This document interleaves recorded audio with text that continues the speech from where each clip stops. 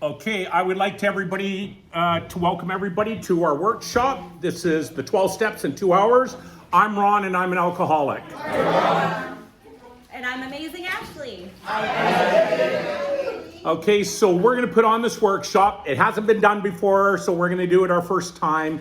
And before we start, I just want to let you know I'm not speaking on behalf of Alcoholics Anonymous. I'm only speaking of my experience, strength, and hope, which is my sobriety date's November the 3rd, 1988. I got 36 years. So this is what we're going by. And what I've done is over the years, I've pieced together a whole bunch of parts with the big book, but like 95% of it is from the big book. And I'll let you know because in the writings and everything that you see in the books, you'll kind of see things in brackets. And that's myself just adding to what I think is important, okay? But, so with that being said, we will get started. So how the format's gonna go is all the drinks and anything you want is free out there. There's signs everywhere. So if you want to pop, if you want water, it's all free today. Okay, thanks to the club and Terry and all the and the board. So thank you.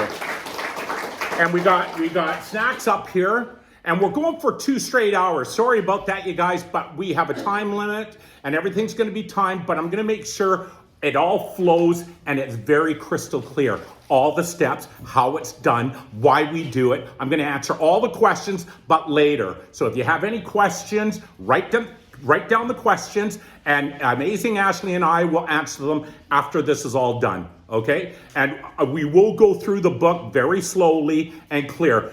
The first part is the spiritual melody and steps 1, 2, and 3, okay? And the last part, and that's gonna be an audio that I'm gonna play for you. That's why we have a speaker. So it's gonna be 30 minutes. Then after that, we're gonna go with steps 5, 6, and 7.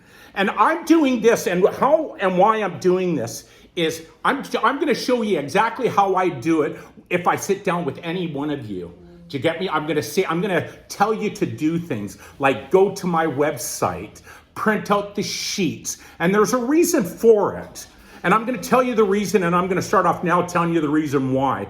Is if anybody ever wants any help, I'm going to go to my website and print out the sheets. It shows me how willing you are.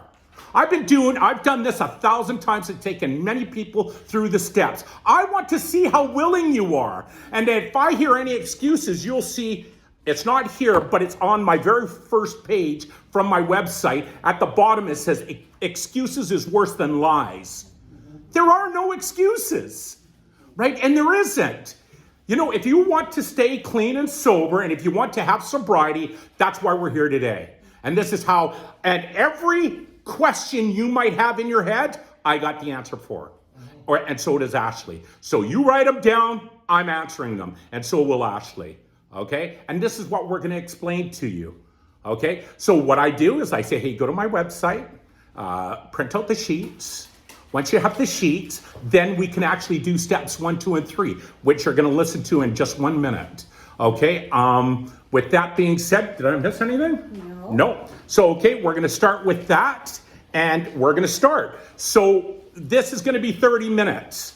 And what this is just parts of the big book.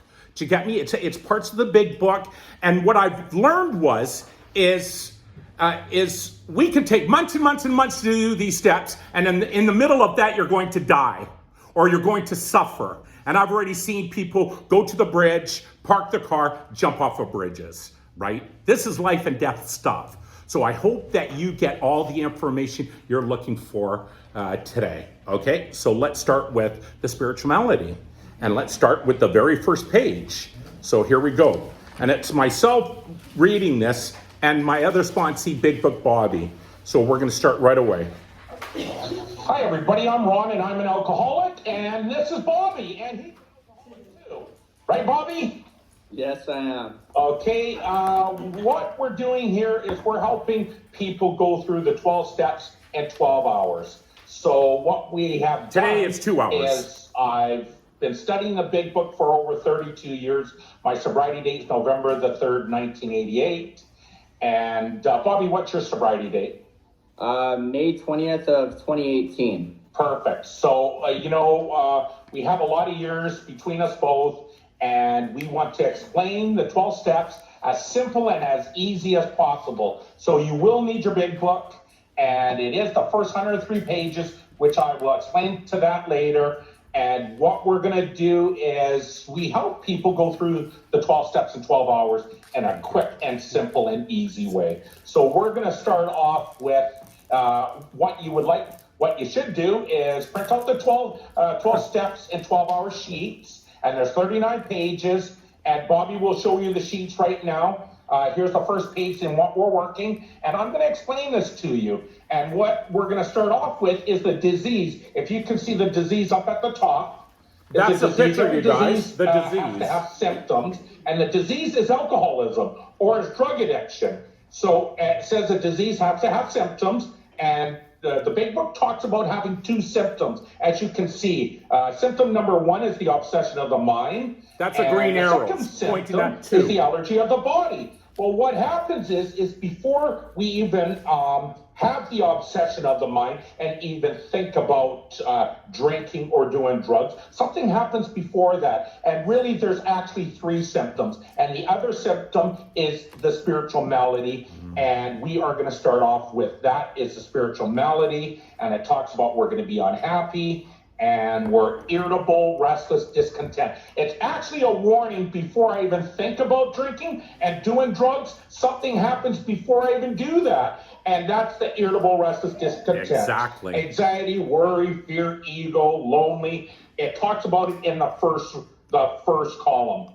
So then from there, I'm irritable, restless, discontent so much, and I don't know what to do. Well, it goes to the second symptom, and the second symptom is the obsession of the mind. And it says right here is, and that's the thinking part. So, and I'm going to explain that later, but the obsession of the mind, it's any thought that overtakes all others. So I have this obsession of the mind, and it's killing me, and all I can do is think about drinking, doing drugs, and the next thing you know, if I think about it long enough, I am going to drink, and I'm going to use. And that's the last symptom, and that's the allergy of the body. And it's the allergy means an abnormal reaction to something. So I have an abnormal reaction to alcohol. See, Okay, I'm going to stop it just for a second to explain something. If you see right between the 2 symptoms, the thinking and the drinking, I have in little brackets or in little words it says God in the 12 steps.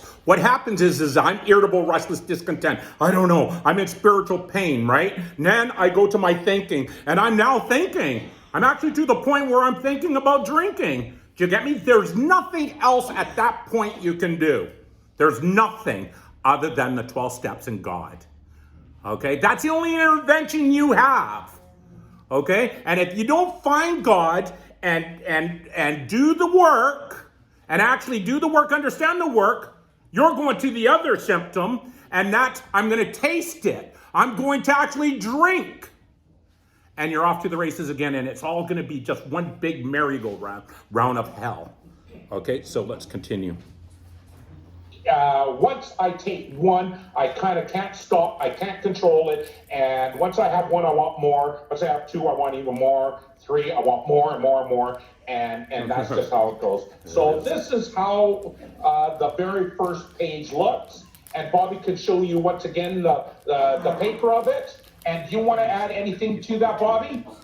No, that was crystal clear. The only thing is that after our allergy, once the first drink hits our body, we go right back to the first thing is that spiritual malady. So it's a constant cycle, right? We go Absolutely.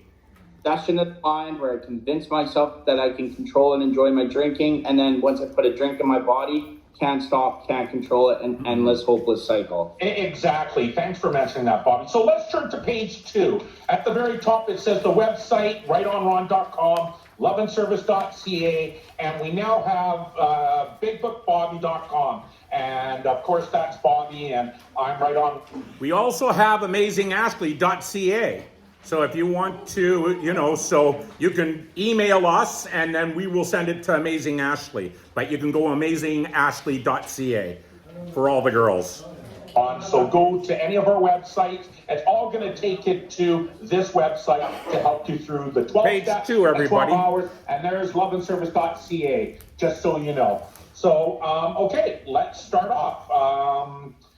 Let's see, the program is the 12 steps in the big book. And what I'm doing is I took highlights of the big book, the first 103 pages, so I could make them very simple and easy. But if you ever see brackets, if it's in brackets, that's just stuff that I've added, just a little bit of knowledge and a little bit of information along the way. If it's not in brackets, it's in the big book, and it usually tells you what page it's on also. So, okay, let's get started. The program is the 12 steps, is in the big book up to page 103. That's because the program stops at the 12 steps. The 12 steps ends at 103. Exactly. The first 164 pages from the big book has never been changed over all the 4 editions of the big book. It's been the first 164 pages, but step 12 ends at 103. So I'm really focused on the program and the first 103 pages. So let's continue. Fellowship is the meetings of a group of men and women who share their experience, strength, and hope. The 12 by 12 is used only once you have completed the 12 steps from the big book. The 12 by 12 only gives you a little more in depth in the 12 steps, but the program is in the big book of Alcoholics Anonymous, and it's the first 103 pages. The principles they talk and mention in the traditions are the 12 steps. Like practicing these principles in all our affairs, they're talking about the 12 steps. The spiritual principles, they're talking about like honesty, open-mindedness, and willingness. That's the spiritual principles. Everything in brackets is not in the big book, which I mentioned. Grab a pencil and notepad and take notes and listen to my video and follow it from my sheets together on the spiritual malady in steps 1, 2, and 3, and then explain it when you're finished and tell your sponsor. So what we would like you to do is watch this video, the spiritual malady steps 1, 2, and 3, and we will give you the answers, and then you can fill out that sheet at the end. So we will get started. Okay, I'm gonna tell you something is I get people to go to my website. And this website works really well for sponsors. It does, because we can see who really wants us and who is really willing. Do you get me? And you can't really do this work. Really, you can't. If you have a piece of paper and just writing it down, it just doesn't work. I'm just letting you know. If somebody wants to do it on their computer, it just doesn't work. You need the sheets in front of you. And I can tell is if you only listen or watch the video and you didn't have the sheets, because I ask you certain questions and I give you the answers. So I know if you watch the video because I tell you the answer, right? And I can tell if you're just using the sheets. So I get it. Do you get me? And just another thing is when I ask you about the spiritual melody and everything else, you might come up with a different idea. This is the work I want to do. And just that being said, I want you doing this work because it's very crystal clear. I had a question just the other day, and it was between Ashley and I, and we were talking about, can I help somebody and do a step 5 with somebody who hasn't done this work? The answer is no. Because everybody does it different. I've done the treatment centers, the Idiot's Guide, you name it, Novelco series. I've done them all. Do you get me? And if that's what you've done, transfer it over to this work. I will help anybody through the step 5 and 6 and 7, just to let you know. Okay, so that answers that because I know what the questions. Okay, let's continue. Let's get started. Go ahead, Bobby, can you start reading? Sure. I'm Big Book Bobby, and I'm an alcoholic. Hi, Bobby. So this is the book of Alcoholics Anonymous, the story of how many thousands of men and women have recovered from alcoholism. This book has become the basic text. Study and read it daily. This is from the foreword to the first edition. We of Alcoholics Anonymous are more than 100 men and women who have recovered from a seemingly hopeless state of mind and body. To show other alcoholics precisely how we have recovered is the main purpose of this book. So that's the first reason of why they wrote the big book. And there's actually 2, but we'll get to that in a second. Awesome. Forward to the second edition. Prior to his journey to Akron, the broker Bill W. had worked hard with many alcoholics on the theory that only an alcoholic could help an alcoholic, but he had succeeded only in keeping sober himself. The broker had gone to Akron on a business venture which had collapsed, leaving him greatly in fear that he might start drinking again. He suddenly realized that in order to save himself, he must carry his message to another alcoholic. That alcoholic turned out to be the Akron physician. This physician, Dr. Bob, had repeatedly tried spiritual means to resolve his alcoholic dilemma, but had failed. But when the broker gave him Dr. Silkworth's description of alcoholism and its hopelessness, the physician began to pursue the spiritual remedy for his malady with a willingness he had never before been able to muster. He sobered, never to drink again, up to the moment of his death in 1950. This seemed to prove that one alcoholic could affect another. Yet it is our great hope that all those who have as yet found no answer may begin to find one in the pages of this book and will presently join us on the high road to a new freedom. Okay, so now we're on page 3, and this is from the doctor's opinion. In this statement, he confirms that we who have suffered alcoholic torture must believe that the body of the alcoholic is quite as abnormal as his mind. It did not satisfy us to be told that we could not control our drinking just because we were maladjusted to life, that we were in full flight from reality, or were outright mental defectives. These things were true to some extent, in fact to a considerable extent with some of us, but we are sure that our bodies were sickened as well. In our belief, any picture of the alcoholic which leaves out the physical factor is incomplete. So that tells us if we don't have this allergy, that I'm not an alcoholic. Exactly, you're right. Though we work out our solution on the spiritual as well as an altruistic plane, we favor hospitalization for the alcoholic who is very jittery or befogged. So treatment, detox. Yes. More often than not, it is imperative that a man's brain be cleared before he's approached, as he then has a better chance of understanding and accepting what we have to offer. Do you want to touch on that at all, Ron? Yes. No, you can't. Okay, so basically our mind has to be cleared. If I'm still drinking, there's not much, say, Ron could do for me to help me with the steps. I have to wake up sober. Right? That's right. Okay. So, do you know what? When can we help the alcoholic or the addict? Mm-hmm. We can give you the exact time and day when we can help somebody. It's when they wake up in the morning. Exactly. Everybody wakes up clean and sober. That's when we want to help you with the 12 steps. And when there's hope and your brain is cleared by then, and that's when we want you. Right. Mm-hmm. Okay. So they believe in themselves and still more in the power which pulls chronic alcoholics back from the gates of death. Of course, an alcoholic ought to be freed from his physical craving for liquor, and this often requires a definite hospital procedure before psychological measures can be of maximum benefit. We believe, and so suggested a few years ago, that the action of alcohol on these chronic alcoholics is a manifestation of an allergy, that the phenomenon of craving is limited to this class and never occurs in the average temperate drinker. These allergic types can never safely use alcohol in any form at all, and once having formed a habit and found they cannot break it, once having lost their self-confidence, their reliance upon things human, their problems pile up on them and become astonishingly difficult to solve. Their ideals must be grounded in a power greater than themselves if they are to recreate their lives. Yes.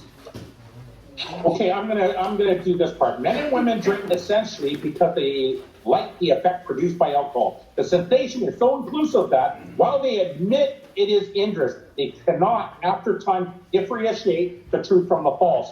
And what I've found over the years is, what are they talking about, the difference between the truth and the false? And the truth has always been in our hearts, and the false have always been in our minds. So we're going to get into that later. But again, the truth is in our hearts. It's always told us the truth, and the false is in our head. To them, the alcoholic life only seems a normal one. They are irritable, or they are restless, irritable, and discontented. So there you go. That's the warning we get before we even think about drinking and using. Unless they can again experience the sense of ease and comfort, which comes at once by taking a few drinks which they see others taking with impunity, after they have succumbed to the desire again, as so many do, the phenomena of craving develops. It passed through the well-known stages of a street, emerging remorseful with a firm resolution not to drink again. This is repeatedly over and over, unless this person can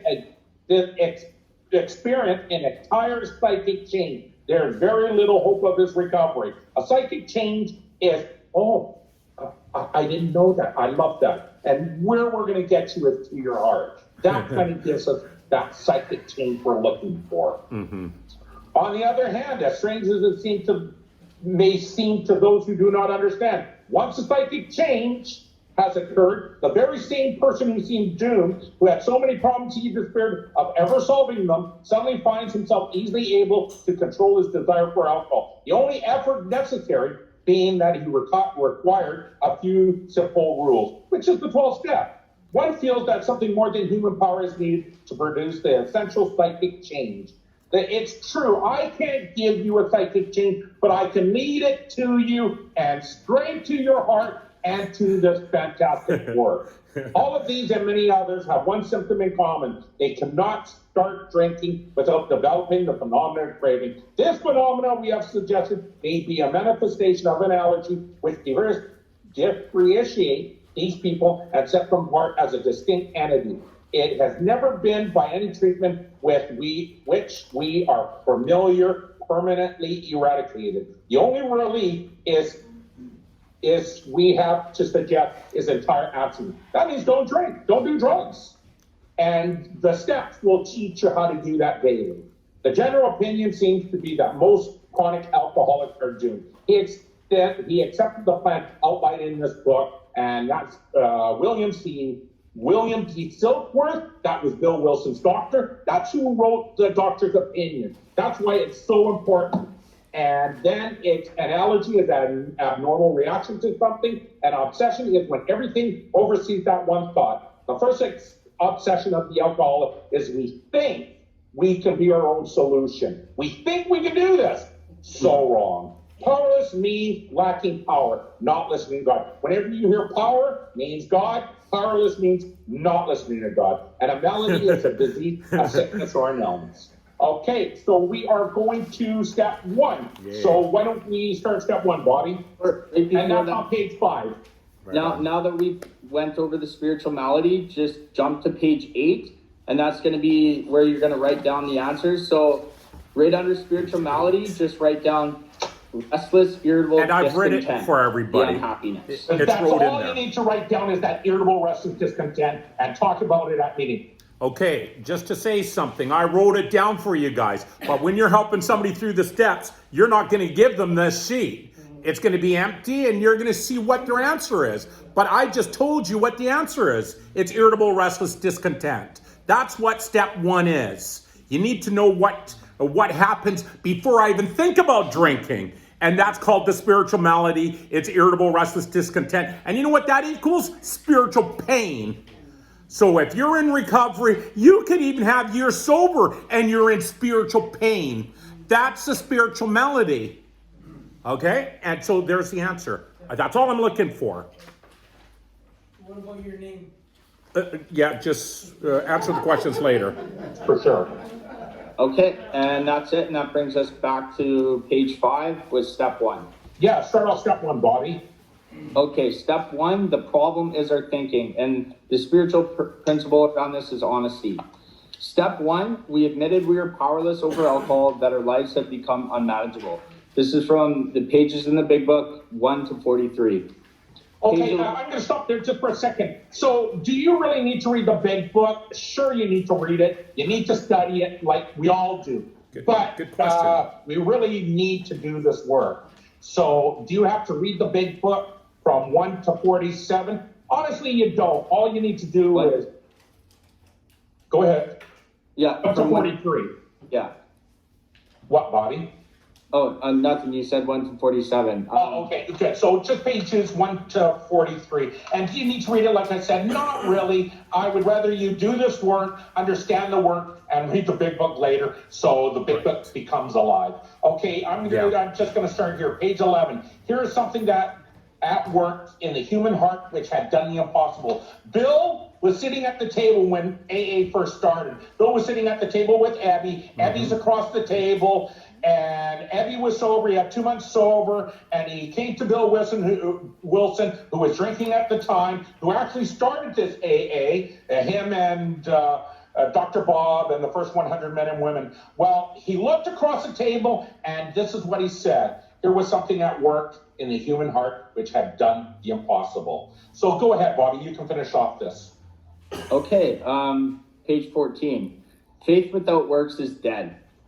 Page 16. Faith has to work 24 hours a day in and through us or we perish. Page 20.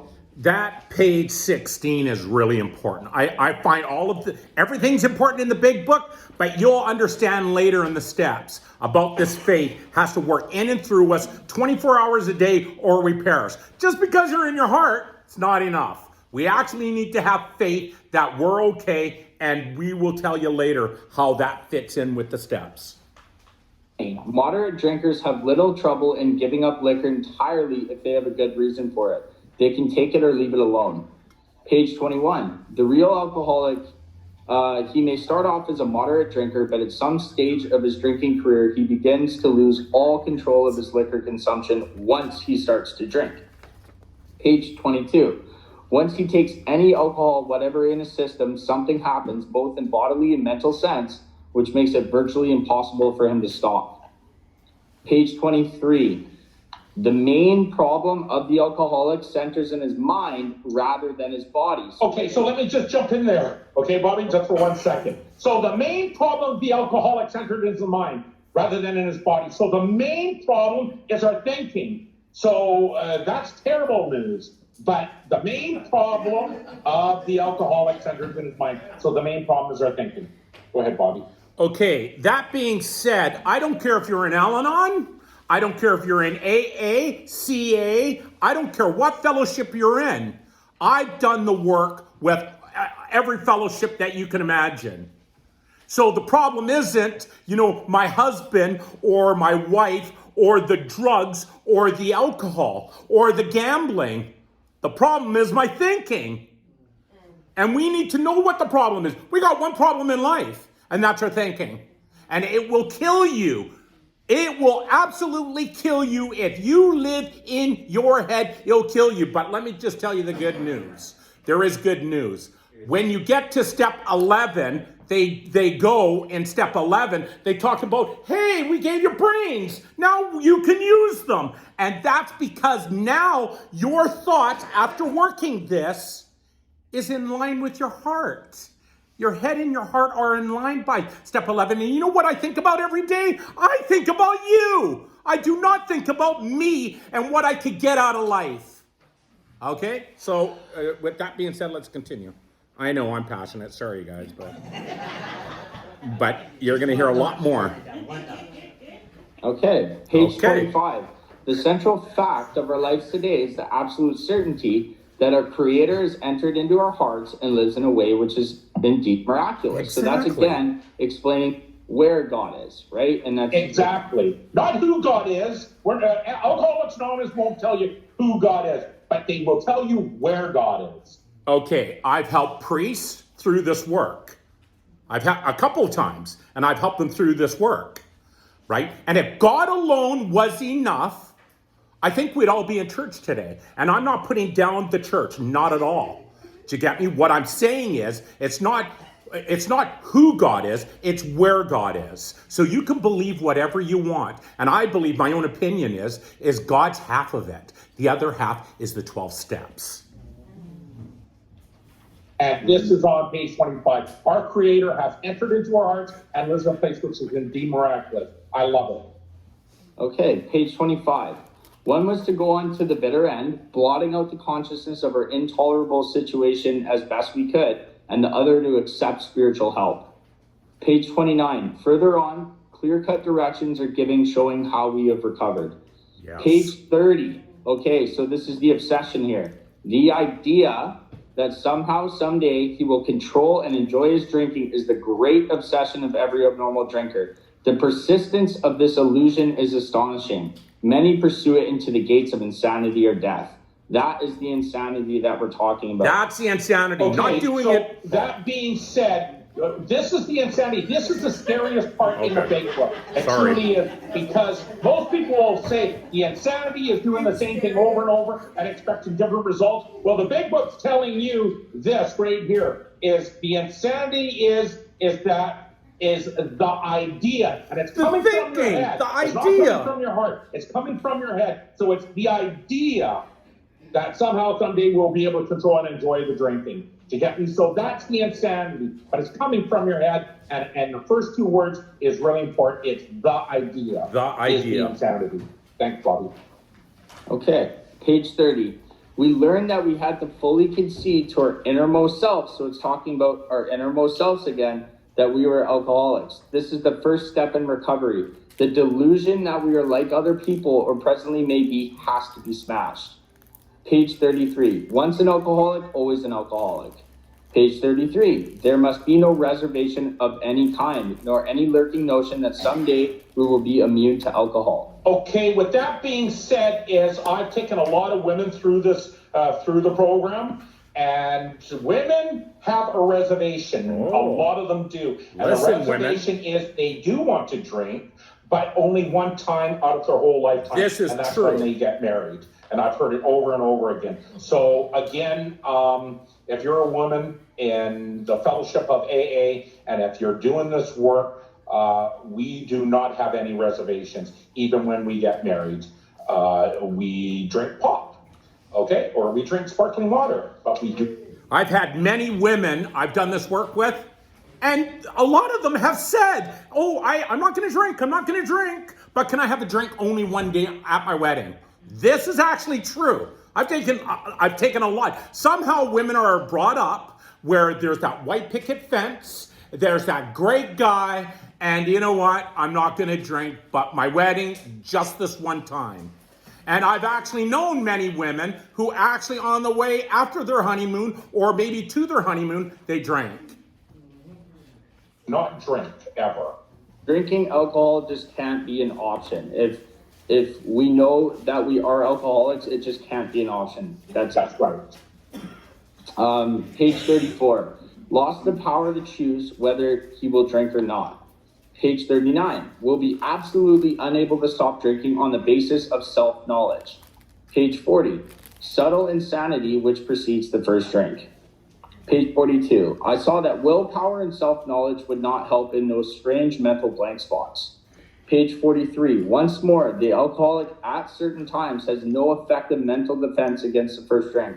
Except in a few rare cases, neither he nor any other human being can provide such a defense. His defense must come from a higher power. Exactly. So that being said, Bobby, what are we going to do? We're going to go to page 8. Yeah, back to page 8, and because that brings us through step 1. And you're going to write down under step 1, the main problem is my thinking.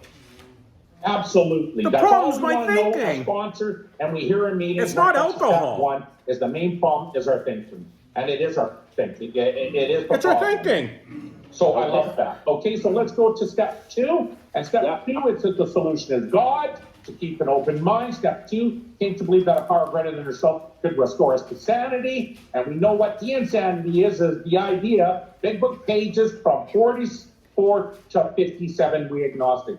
Page 44, when you honestly want to, you find you cannot quit entirely, or if you're drinking and you have little control about the amount you can take, you're probably an alcoholic. If that be the case, you may be suffering from an illness which only a spiritual experience will conquer. This is an alcoholic. So the bottom line is that you can't stop, and if you can't control it, you are an alcoholic, and you're suffering from an illness that only a spiritual solution can fix. At this point here, we have to say, are you an alcoholic? Can you stop? Can you control it? And if you can, you're not an alcoholic. If you can't, you're an alcoholic. Let's move forward. Page 44. Go ahead, Bobby. You can read this. That's really important because you can't even go any further. If you can't control it, and do you know how many lies I hear?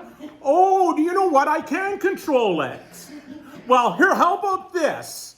If you can't control it, stop. All right, I can control it, no problem. I can have 2 or 3 drinks like once a week or whatever. Then stop if you can control it. That's a huge, this is very, very important. Do you get me? I can tell who the alcoholic is, right? Can you stop? Right? Oh no, I can control it. Well, if you can control it, stop. Right? Can you control it? You'll find out. And if you can't, you're suffering from this illness. Okay, page 44. To be doomed to an alcoholic death or to live on a spiritual basis are not always easy alternatives to face. Page 45. Lack of power, that was our dilemma. So lack of God, that was our dilemma. Page 45. Listening well, to that's God. exactly what this book is about. Its main object is to enable you to find the power greater than yourself, which will solve your problem. And that is the second reason why they wrote the big book. That's right. We told you the first, and this is the second. And the first was to show you precisely how we have recovered is the main purpose of this book. Right. And here's the second reason. Yeah. To enable you to find a power greater than yourself, which you know where it is, or you're going to, and it's going to be in our hearts. Go ahead, Bobby. Okay, page 47. We mean your own conception of God. Yes. Page 47. Do I now believe, or am I willing to believe, that there's a power greater than myself? As soon as a man can say that he does believe or willing to believe, we empathetically assure him that he is on his way. Page 48. Faced with alcoholic destruction, we soon became as open-minded on spiritual matters as we tried to be on other questions. Page 52. We had to ask ourselves why we shouldn't apply to our human problems with this same readiness to change our point of view. We were having trouble with personal relationships. We couldn't control our emotional natures. We were a prey to misery and depression. We couldn't make a living. We had a feeling of uselessness. We were full of fear. We were unhappy. So this is talking about that spiritual malady. Spirituality. We couldn't seem to be of real help to other people. Page 52.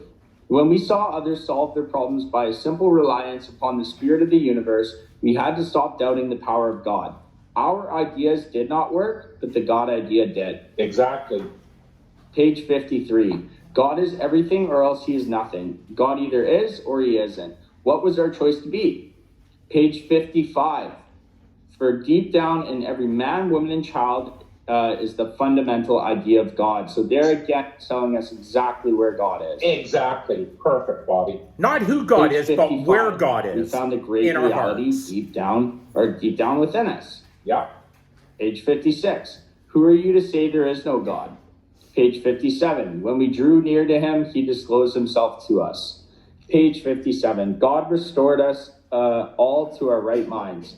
And Ron, do you want to explain the very bottom of the... Yeah, spiritual experience on page 567 in the back of the big book. It says, our members find that they have tapped unexpected inner resource which they presently identify of their own conception of a power greater than themselves. They're telling you once again where God is, and it's in our hearts. So with that being said, you go back to page 8, everybody, and in step 2, all we're looking for is the solution is God. It's in our hearts, it's in the truth, and it's in prayer. That's all we want in step 2. And Solution's God. Put that on page 8. Okay, let's go straight to step 3. Step 3 is our daily solution, and that's willingness and made a decision. A decision means choice, just to let you know. So we made a decision to turn our will and our life over to the care of God as we understood them. And a decision means a choice, and our will is our thinking, and our lives is our loving action, just to let you know. So it just shows you another way to live step 3. Big book pages from 58 to 63 and how it works. So we read how it works, and at the end it says, A, that we're alcoholics who cannot manage our own lives. Step 1B, that probably no human power could have relieved our alcoholism. That's step 2. And C, that God could and would if you were sought. That's step 2. Being convinced of all of this is you're at step 3. Page 60, the first requirement is be convinced that any life run on self-will can hardly be a success. On that basis, we're always in collision with something or somebody, even though our motives are good. Page 62. Go ahead, Bobby. Page 62. Selfishness, self-centeredness. That we think is the root of our troubles. It is. Page 62. So our troubles, we think, are basically of our own making. They arise out of ourselves, and the alcoholic is an extreme example of a self-will run riot, though he usually doesn't think so. Above everything, we alcoholics must be rid of the selfishness. We must, or it kills us. God makes that possible. Exactly. Exactly. Page 62. First of all, we had to quit playing God. It didn't work. Next, we decided that hereafter in this drama of life, God was going to be the director. He is our principal. We are his agents. He is the father, and we are his children. Okay, we're all children of God, people. So we have to love everybody. We don't have to like what they do. We don't have to like what they say. But we need to love everybody because we are all children of God. Yes. Keep going, Bobby. Oh, you know what? I'm going to do this. Page 63, please, Bobby. As more and more we became interested in seeing what we could contribute to life. As we felt new power flow in, by the time you get to step 3, you know what? We have the spiritual melody. We have step 1. We have step 2. By the time we get to step 3, we have this new power within us, and it's in our hearts. And then this is how you're supposed to live life with the first 3 steps. This is what happens. As we enjoyed peace of mind, we discovered we could face life successfully. We became conscious of his presence. We became to lose fear of today, tomorrow, hereafter. We're reborn. Now listen, a lot of people say they find faith after doing all the work. Well, right here it tells us by the time we get to step 3, we are reborn. And we are reborn. I am on fire with love by the time I get to step 3 because I see life totally different. We were now at step 3. Many of us said to our Maker as we understood him, let's read this together slowly, Bobby. God, I offer myself help to me thee. to build with me and to do with me as thy will. Relieve me of the bondage of self, that I may better do thy will. Take away my difficulties, that victory over them may bear witness to those that I would help of thy power, thy love, thy way of life. May I do thy will always. That's the step 3 prayer, and we need to do that every day. And Daily, every morning. yeah, every day. And so what are we going to do now, Bobby? We're going to go back to page 8. And we did forget just one last thing at the bottom of page 7 and step 3 is faith is the biggest part of step 3, right? And we're going to go. Absolutely it is. And we'll Just because sorry, Bobby. Just because you got God and I have God in my heart and I'm doing good and stuff like this, that's not enough. I need to have God and I need to have faith. I need to have, let me go over here. I need to have God and I need to have faith. And that faith helps me go through doors that are usually closed. Absolutely. So now we're going to go back to page 8 and where it says step 3, we're going to write live in our hearts daily and always have faith. Absolutely. And that brings us to the end of the first 3 steps. And we gave you the answers. And now what you can do is... See, I give you the answers. Do you get me? So when we take people through this work, we know what they're going to write. And if they're writing their own stuff, they haven't listened to the video. Do you get me? So I've set this up really good for sponsors and for sponsees who want to learn this work. So that brings us through the first 3 steps. Okay? So before I even think, the main problems are thinking, step 1. The spiritual malady happens before I even think about drinking. So it all starts with the spiritual malady. And you'll see it, you'll hear it in the rooms and out of the rooms. Everywhere you go, you'll hear and see the spiritual malady, right? And then it comes to step 1 is the main problem is my thinking. Step 2 is the solution. So step 1's the problem, my thinking. Step 2 is the solution, it's God. And it's in our heart. Okay, you can believe whatever you want to believe in. I'm just telling you through the big book where God is, and it's in our heart. Okay, and step 3 is I need to have faith. And what I added to this is that we need to have faith in step 3, but I also need to be okay, right? Because I know when I'm not okay, and a lot of times through the day, I am not okay, right? You're not living step 3. If you're living step 3, it doesn't matter what happens around us. And things are falling apart all around us. And I need to have faith that I'm going to be okay, regardless of everything that I'm going through. So that brings us to step 4. Okay, so let's go to the next page. And now there's no video.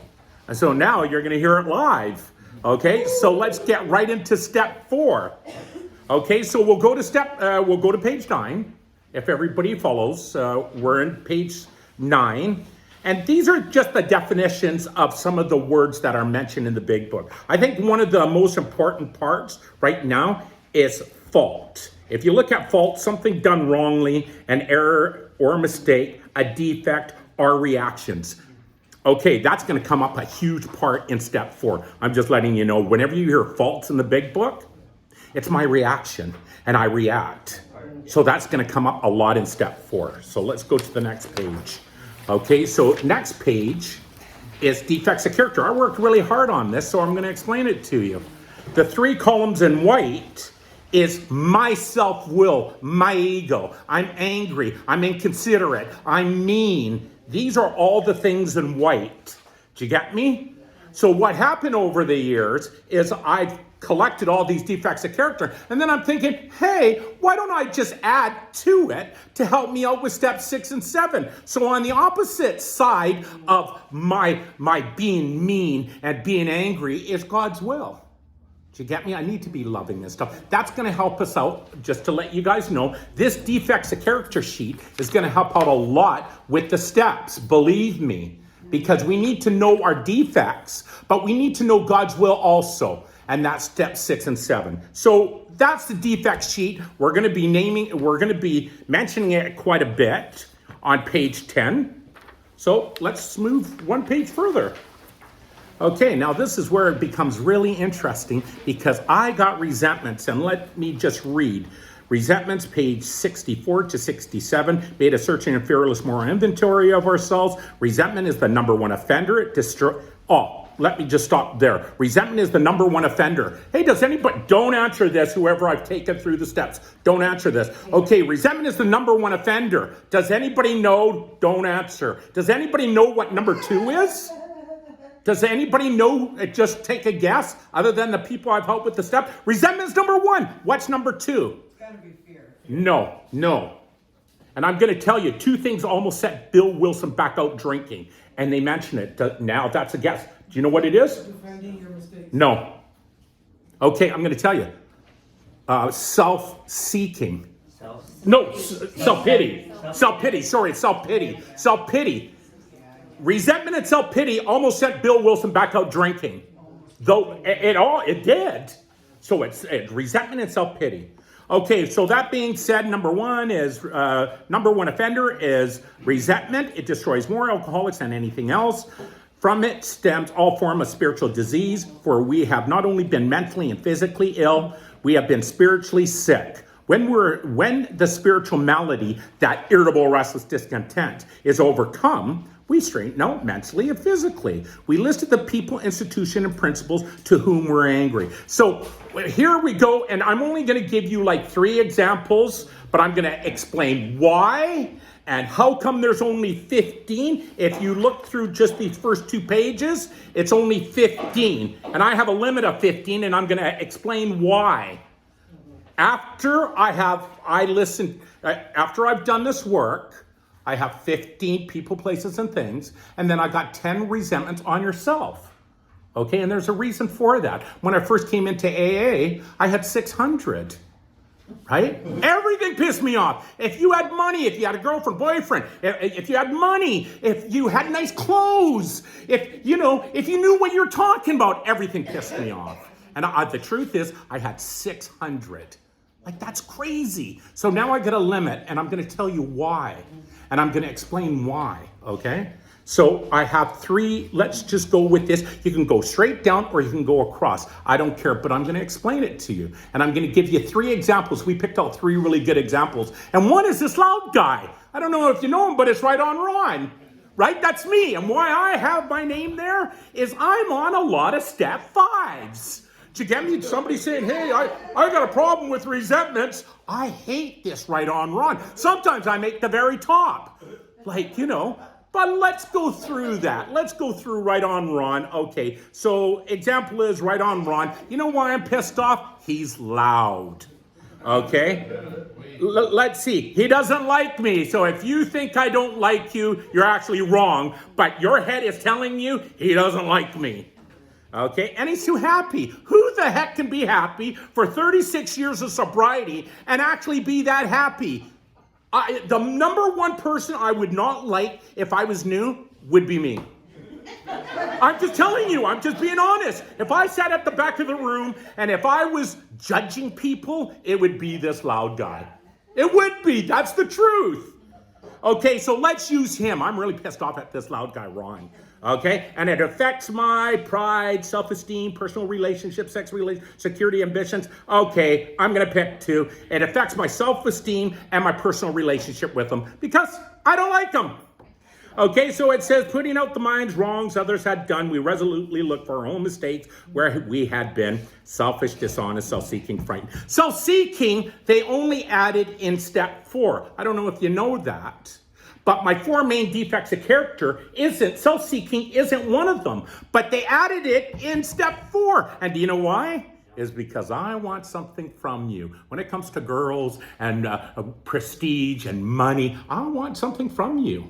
Do you get me? That's self-seeking. And that has actually circled a lot because I want a lot from a lot of people. When I'm new, I want something from you, right?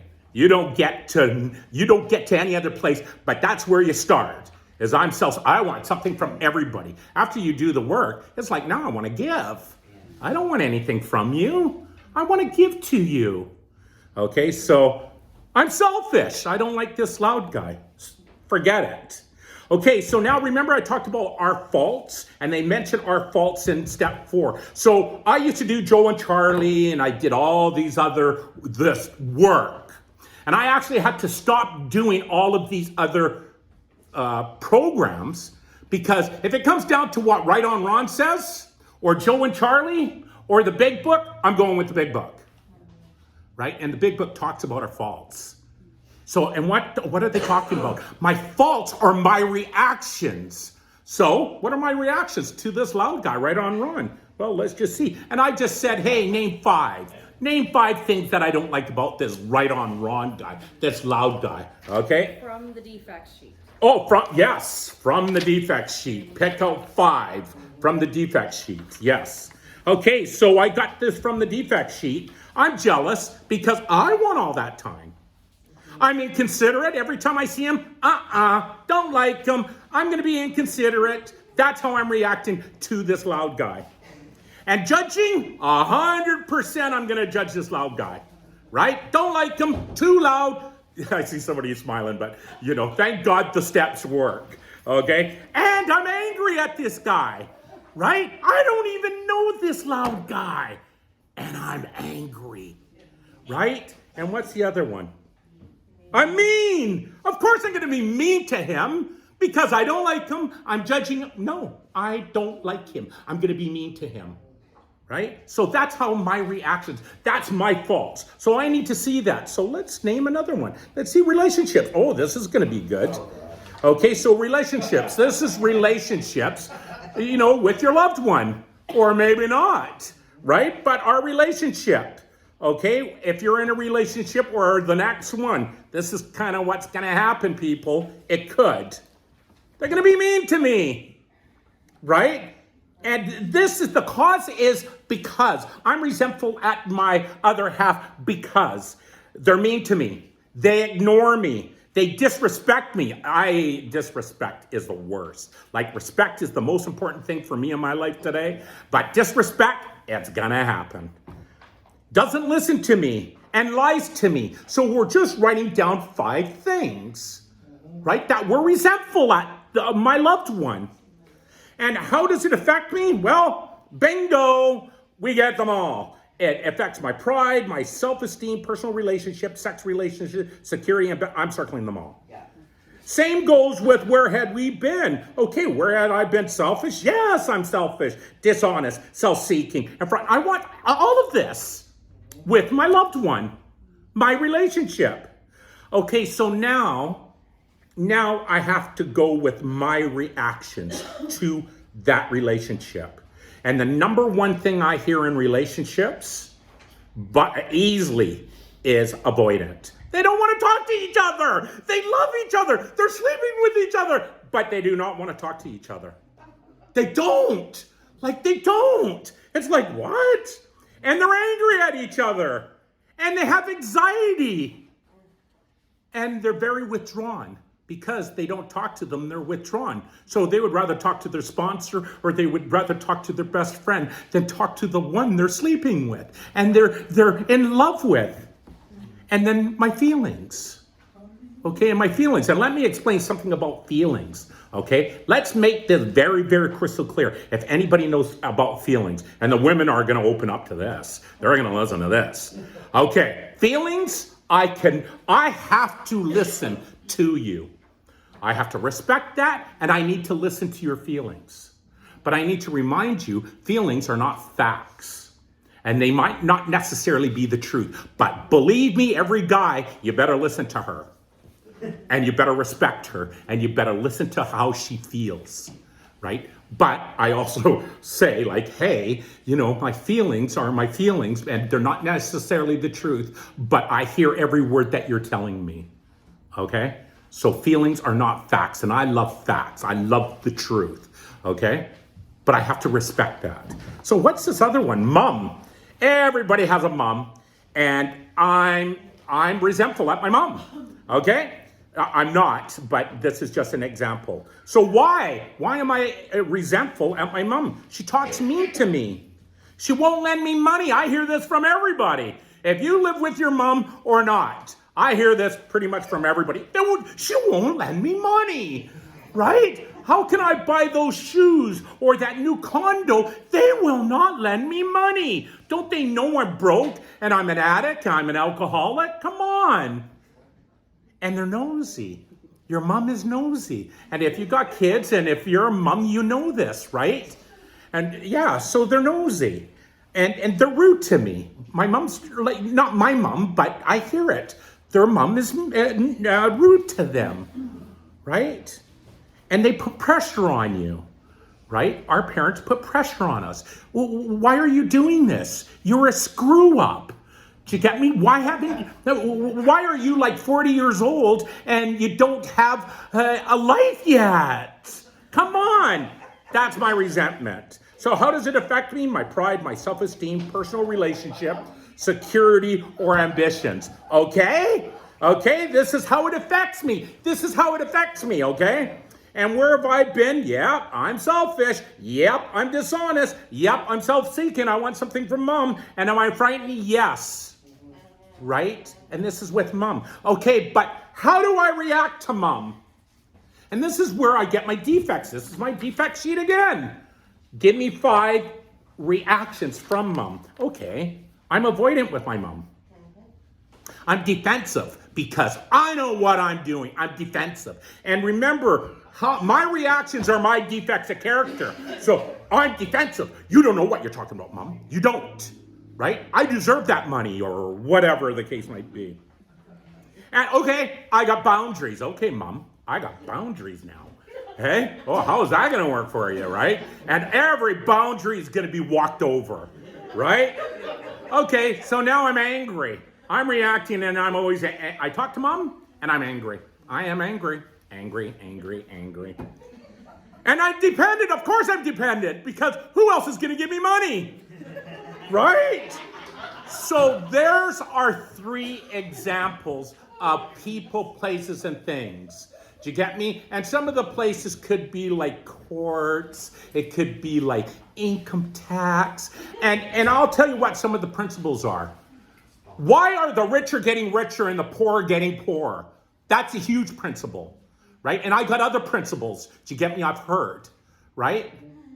These are the resentments. But I'm only giving you 15.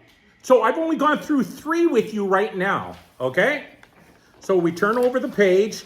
And there's the 15, okay? But we've only done 3. And you can find all these resentments and stuff on the other pages later. And I have examples of amends and stuff like that further on. Okay, so now we're on page 13. Oh, no, page 12, just skip by 12 because that will be the 15 resentments. Okay, now I'm going to explain this to you. So if you're all following here.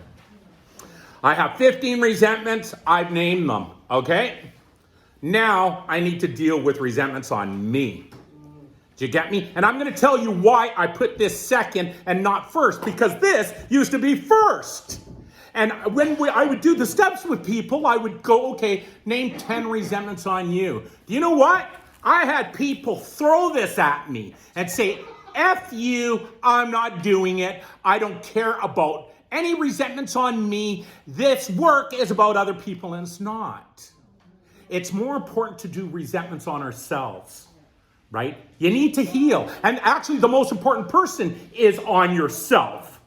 That actually is the most important. So what I've done is I put myself after the other people because now I understand what I need to do. Now I need to do resentments on myself. And I'm going to tell you how important this is by the time you get to step 9. And it's the most important thing you're going to do in all of this work is right now. Okay, so, I'm resentful at myself. Okay, and what are the 3? Okay, why am I resentful at myself? I'm broke! I don't know if any newcomers or anybody can understand that, but being broke sucks. Right? It does. Right? And we're going to deal with this, and I'm going to give you a solution, but right now, this is my personal resentment, but I'm not broke. But I'm just giving you an example. I am broke. And I know what it's like to be broke. Right? Okay, what's the second one? I can't stay sober. How about sitting in these rooms and you just can't stay sober? And that's probably one of the biggest resentments you might have. Is I can't stay sober. No matter what I've heard in the rooms, no matter how much work I've done, I cannot stay sober. I hope it's going to answer a lot of questions today.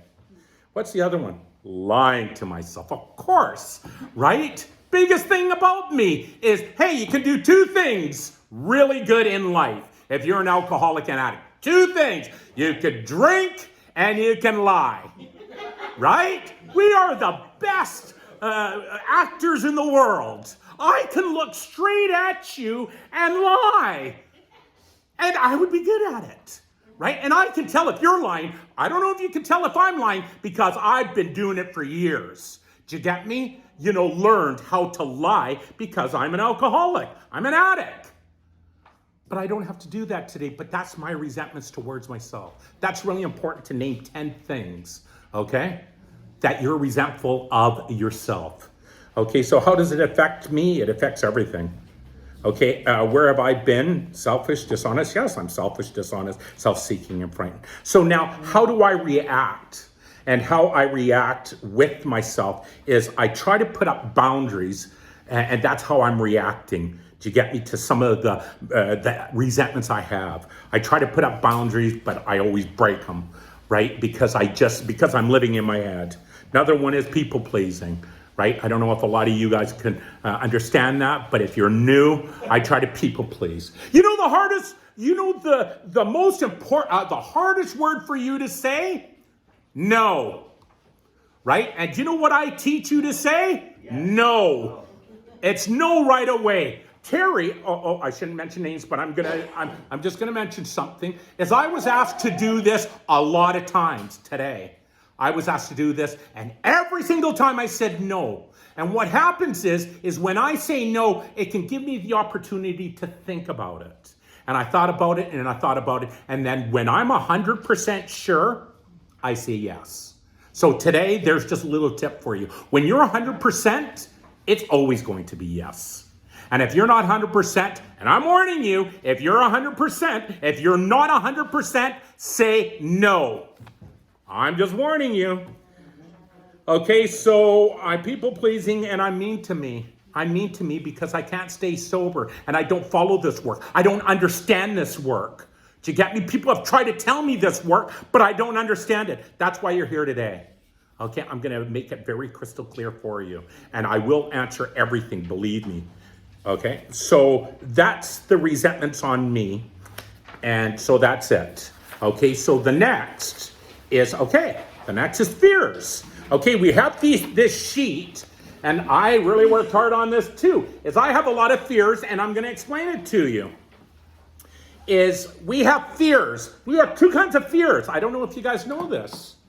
We have two sets of fears, okay? One is, I'm afraid that this guy here in the front row is going to beat me up.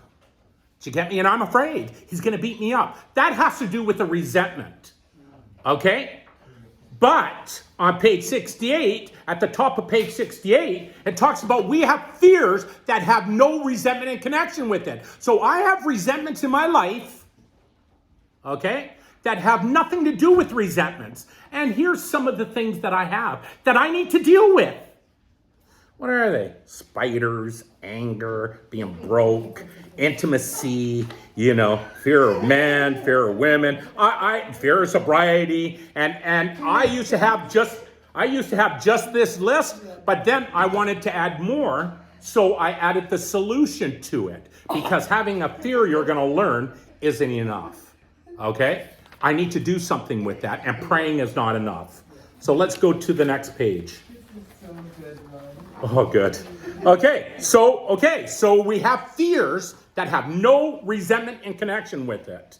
Okay, so let's read. Second part is fears. Okay, the solution for fear is on the bottom of page 68. Look at your fear sheet for fears, which that's the page before. Okay, so we ask ourselves this question with fears. We ask him to remove our fear and direct our attention to what he would have us be.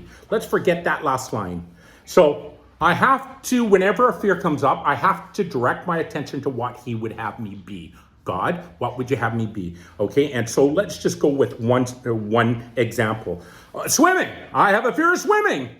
Okay, why? I don't want to drown. So let's ask God, okay, God, will you direct my attention to what you would have me be with swimming? Do you know what God just said to me? Ron, take swimming lessons.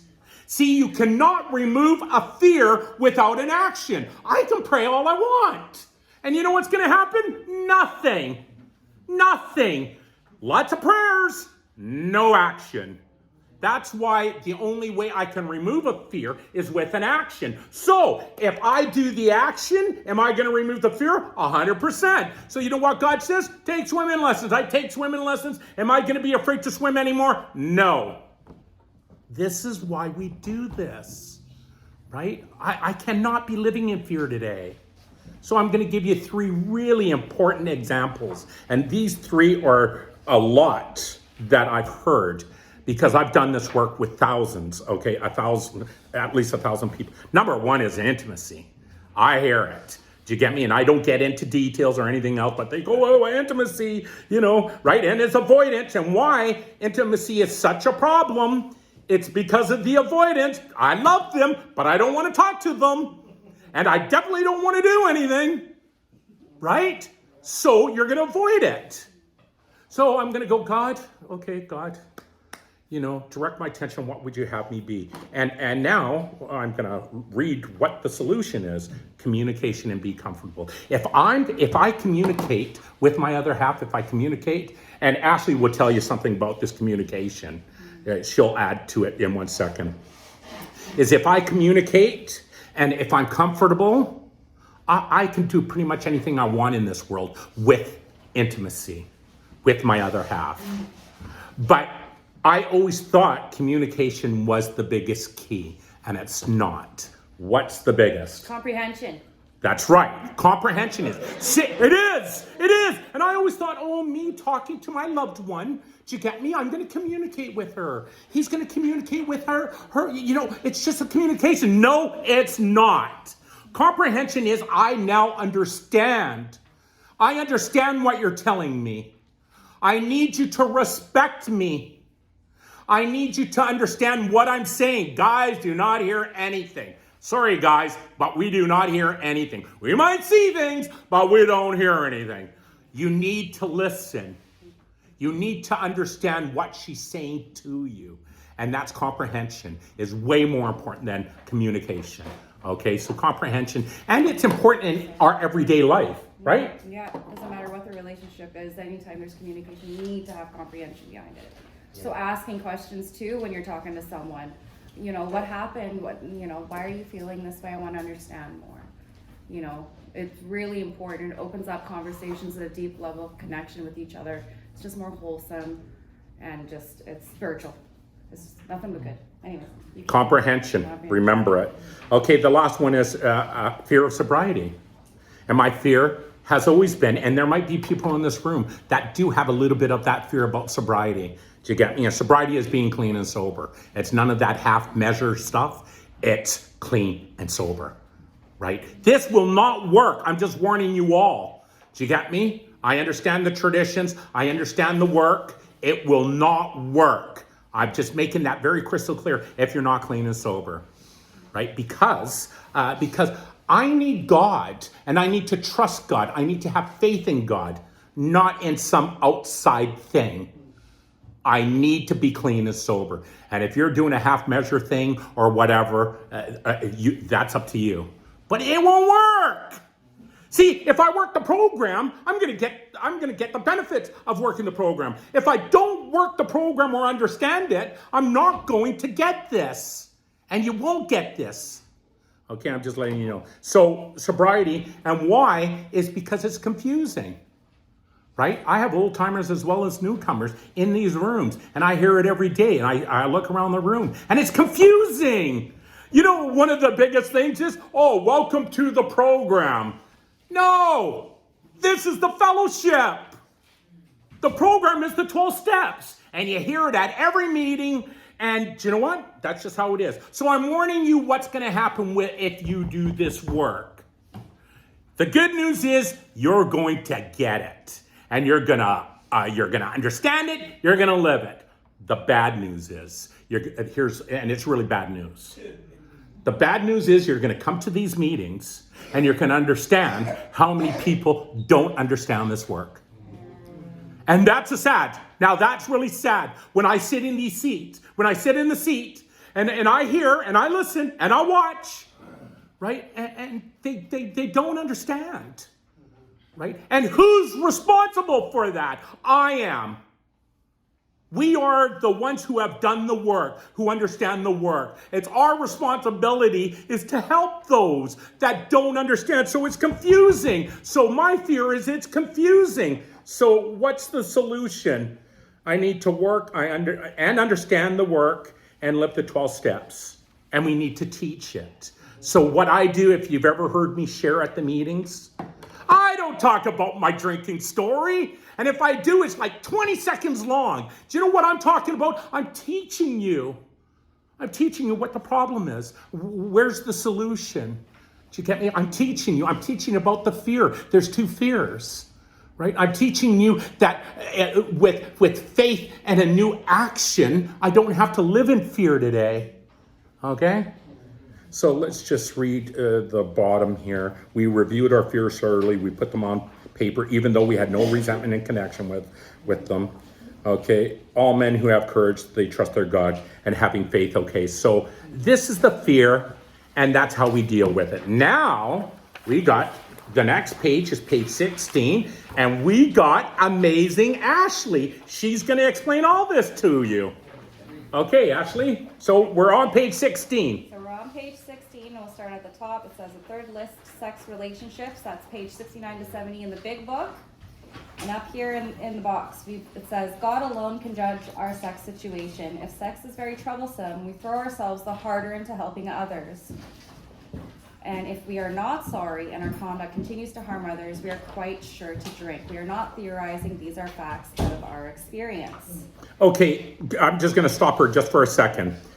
What happened is I first came into the fellowship 36 years ago. And do you know what happened? Is I went out with 3 different women at the same time. I did.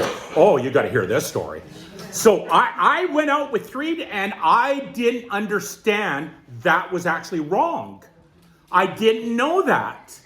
I almost went back drinking. It's the only time in my sobriety that I almost went out drinking because of the harm that I did to these 3. And one is actually still friends of mine today, thank God. You know, we connected and, or she's married and stuff, but, it's horrible. How can you treat people like that in the fellowship and doing this? So I read something, and I'm just going to read it one more time. If we're sorry for what we have, if we're sorry and our conduct continue to harm others, we're quite sure to drink. We're not theorizing. These are great facts of our experience, and it's true. So if you're in the fellowship, and let me tell you, if you're hurting people, you will drink. If you're hurting yourself, you will drink. I'm just letting you know, these are great facts of our experience. Okay, so this is why we try to live a spiritual way of life. Okay, go ahead, Ashley. All right, so sex relationships, 5 sex relationships plus the sex solutions page. You'll see that later on, so let's start here. So this first one is everyone one night stands. We're grouping them all together, and the reason why we do this is because we're just looking for a pattern. That's it. So where had we been selfish? Using people. Can I just stop just one there? Okay, so we're grouping everybody together. Do you get me? And I have to mention something even to the women. You might think, oh, hey, I'm not mentioning nothing to this guy if I'm doing the work with him and stuff. And the truth is, this has nothing to do with sexual stuff. It doesn't. The most you're ever going to hear that you need to write down is, hey, I was an escort, or I'm a guy, or I go to strip joints or something. That's the worst of the worst. Everything else is nothing you do in bed. It's nothing sexual. So what we do is we group all the one night stands together. Okay, and that's why we do this, okay? Because it doesn't matter to me. Like Ashley said, we are only looking for a pattern. So I don't have to live and do that anymore. Okay, so A was where we were selfish. Go ahead. Yeah, where have we been selfish? Using people. Where had we been dishonest? Lying. Where had we been inconsiderate? Didn't care about the truth. Whom did we hurt? Myself and them. Did we unjustifiably arouse jealousy, suspicion, or bitterness? So yes, by not living in its truth. And it's important, if it's a yes, you have to have a why. So this goes when doing any of the steps that are yes or no questions. So with anyone, so you need to understand them. That's why we need the why, okay? So where were we at fault? So we're picking 5 defects from the defects list sheet. So selfish, inconsiderate, lustful, careless, irresponsible. And what should I have done instead? It says solution here, we're going to be using this later on. So, and it says be honest, have the right intentions, and be respectful. So again, G is really important because we're going to group these G answers all together. And the big book doesn't say that, but it's going to help you, believe me, later. Okay. So H, sane and sound ideal for our future sex life. When doing this with others, don't do this anymore. And I, we subjected each relationship to this test. Was it selfish or not? Mm-hmm. Yes, it's totally selfish. So these are in brackets, and Ashley's going to read it to you. And I've heard this, because we're going to talk about maybe sexual abuse, sexual harm, and stuff like this. Let Ashley read this to you. Okay, so sex relationship issues like child abuse, sex abuse that might have happened to us, and we clearly have no fault of our own in anything to do with this other than holding on to it over all these years. Please talk about this in your step 5 with your sponsor. So that's important. Any kind of harm to us or that we have done. Do you get me? Just say that for your sponsor. And what happens is do you know how we heal? There's only one way we can heal, and I'll tell you, and that's by talking to somebody about it. That's the only way. And do you know what's happened? I'm going to tell you what's happened with the women, because I help both, and with guys. I'm going to hold on to it, and I'm not telling anybody, and it just keeps getting bigger and bigger inside me. We need to talk about it, and that's when you're going to talk about it in step 5 with your sponsor. You know, look, I've been harmed, or I've harmed somebody. Do you get me? And that's where the healing starts, is by talking to somebody. And make sure whoever you're talking to this about, make sure that your heart tells you it's okay. Because if it doesn't, just save it for a counselor or a psychologist. Do you get me? And just leave it without the sponsor if you don't have that much trust in your sponsor. Okay? But you need to deal with it, and you need to heal. Okay, go ahead.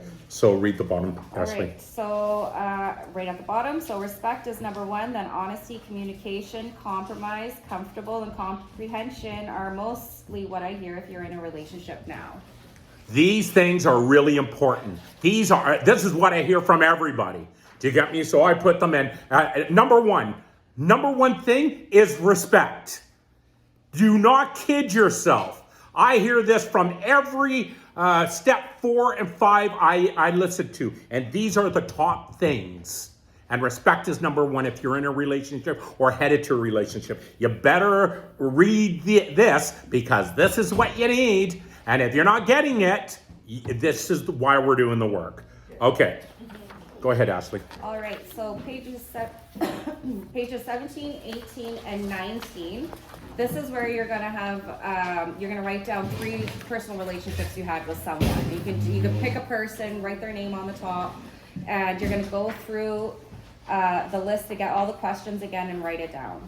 So we're going to have 3 examples to get me my last 3 relationships, just so I can see a pattern. That's why we're doing it. And we're only doing 5. We're doing 1 on everybody. We're doing 3, which is 3. It's my past 3 relationships. Now we're doing 1 on you. And Ashley's going to tell you why we need to do 1 on ourselves. Go ahead, Ashley. All right, so that takes us, yes. Okay, so it takes us to page number 20. 20. Yeah, page 20, and it says yourself. Okay, and then maybe you can just read underneath it, Ashley. So it says here, why we need to do 1 on ourselves is I need to see a pattern of what I should be doing and not doing. And also, are you hiding anything? And please add it here. So again, we're just looking for a pattern. Okay, so A, where have we been selfish? So using people. So we have examples here. This is where the escorts, strip clubs, one-night stands, friends with benefits. This comes up. You want to put this here.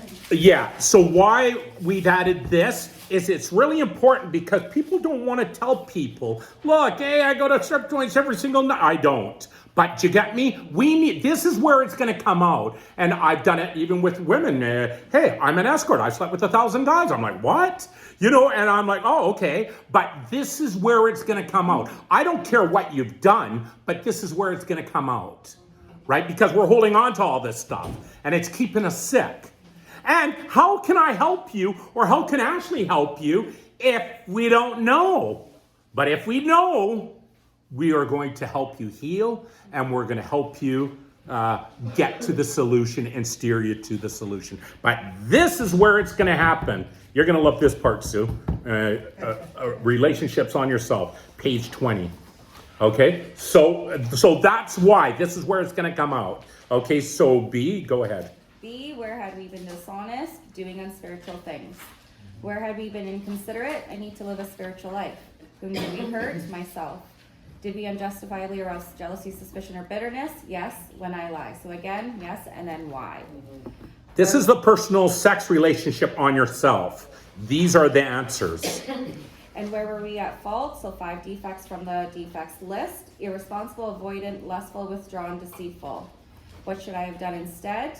Live in the right intentions, live in the truth, ask every situation, is it spiritual, and do the 20 questions on page 39. We will revisit that a little bit. Yeah. H, sane and sound ideal for our future sex life. Is it spiritual? Is it spiritual? No. Then we shouldn't be doing it. Do you get me? Every sex relationship, I need to ask myself, is it spiritual? Right? So if you're single, you know where you're headed. And if you're in a relationship, still the same answer. Is it spiritual? Okay, go ahead. Okay, so we subjected each relationship to the test. Was it selfish or not? Yes, it was selfish. Okay, Ashley's going to explain this. We're going to page 21. This is not in the big book, but I have found this has really helped out. And she's going to explain why. Super awesome. Okay, so now we've done our five sheets on sex, the one to everyone. The last 3 relationships we were in, and then we did ourselves. So in that section that said G in the solution, you put your solution. You are just carrying every single solution over to here. That's right. So we're bringing it over to here. And there's a reason why we're doing that. Big Book doesn't say this, but it's very important. Go ahead. Yeah, because today we get to live in the solution, right? A spiritual solution. So let's read this at the top here. So for our first inventory list that was on everyone, we had written in there, be honest and have the right intentions and be respectful. I just transfer that over. That's right. We'll just move down to the one we did on ourselves. So live in the right intentions, live in the truth, ask in every situation, is it spiritual, and do the 20 questions on page 39. So Okay, so let's go to page 39. And I do this with mostly everybody. Not everybody, but I have lately, probably the last 10. I started doing this. And let's just go to page 39 just for a second. And do you want to explain it? absolutely. Okay, so page 39, everybody on page 39? Okay. This is going to tell us the truth. If you're in a relationship or not, it's going to tell you the truth. So it's going to be shocking, so hold on to your seat. So you're going to want to name 20 things and be specific to the partner you want in your life or you're with now. Then add it up and see the truth. And don't ever settle for second best. We all deserve a 20 out of 20. All of us. So communication, they can... Sexually compatible. What you're doing here is you're writing your ideal sex partner or whoever. Do you get me? For the next person. I want one honest. I want one spiritual. I want sexually compatible. Like, I'm going to write down 20 things. Okay? The shocking part of this is you get to see the truth. And this is really a hard pill to swallow. And I'm just letting you know this. I've had a couple back. I had somebody do this and walk right out of Denny's. Just walk right out because they didn't like the truth. Right? And they're with somebody. Do you get me? And they're not happy. Right? Because the person could be, just a few out of 20. But the truth is the truth. What is the truth? Right? And this actually brings us to the truth. So it's a hard pill to swallow. I'm just letting you know. So, okay, go ahead, So Ashley. we'll read at the bottom here in the bracket. So sex relationships, this is a big hint. So we should have the right intentions and only be dating to marry. And anything more, you are spiritually damaging you and the other person. And the big book says, if we are not sorry and our conduct continues to harm others, we are quite sure to drink. We are not theorizing. These are facts out of our experience. So down here, so when you are interested in someone... Oh, hear this, people. This is good. Okay, hold on to your seat. You might like it or might not like it. But it brings up a great point. Okay, so let them know you are not going to sleep with them for 6 months and see what happens. To the girls, tell the guy, hey, I would love to have a relationship with you. I'd love to date you. But you know what you're going to say to me? Oh, I would love to date you, but I'm not sleeping with you for 6 months. Is that guy going to hang around? And the answer is no. But the good guy will. And that's why we're saying this. And don't get me wrong, You don't have to wait. No, either or, it doesn't matter whether it's the girl asking the guy or even for you guys, you ask the girl that too, because people. That's right. And you don't have to wait the 6 months. You don't have to wait. But what will they say when I'm interested in somebody and I say, hey, right? 6 months. What? 6 months? How about you mean like 6 days? No, 6 months. And to the women and to the guys, why would you not want to be dated for 6 months? Like really, it's only 6 months out of your life. Why wouldn't you want to wait the 6 months? Right? Right. And that's why that's there. And some people really like it and some people really don't. But the truth is, okay, here's the truth about this. I've had 20 out of 20, and I've had it a couple of times. 20 out of 20. And do you know what my next one will be? 20 out of 20. Do you get me? And I'm willing to wait. Right? And the truth is, this can happen. Let me tell you what happens when it doesn't work. A friend of mine, I can say it because this was many years ago. I took him through this work, and he was engaged. Okay? He was engaged to this girl, and he did this, okay? And she only got 4 out of 20. 4 out of 20. And one of them was sexually compatible. He's engaged to her. So here's the question, and this is the truth. Did he marry her? No. Yes, he did. He did. He did marry her. And how long did it last? Less than 6 months. Less than 6 months is right. And after he did this, he was really, really mad at me. And he was. Like, why did you get me to do this? Like, why? I said, well, you're the one who answered. Right? And right? And these are your truths, it's not mine. 4 out of 20. Right? What are we thinking? Okay, so that brings us to that. So now we're going, okay, so there, it's exciting. So what's next? No, yeah, so that's it for the sex relationships. Okay, so let's go to the next page. We're on page number 22. Who's doing this? Okay, just wait. So, what is it? Harms. Oh, this is Ashley. Okay, so this is page 22 to 26. But we can stay focused on page 22. Now listen, just to help Ashley out just a little bit, is we have our harms done in our step 4. Right? It says, made a list of all people we had harmed and became willing to make amends to them all. So our step 8 is done in our step 4. This is it. Okay? These are my harms. Okay, Ashley's going to do it. Ready? We're good? Okay.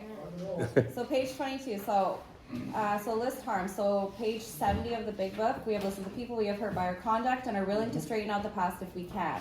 And it says it right there. Step 8 is done in our step 4 harms.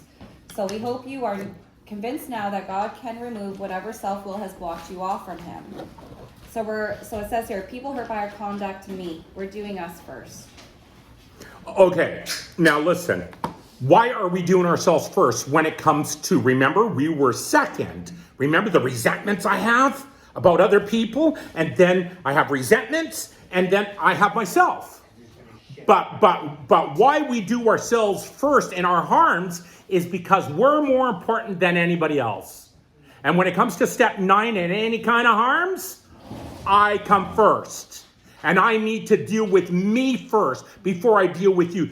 That's why we are first. Okay? So go ahead, Ashley.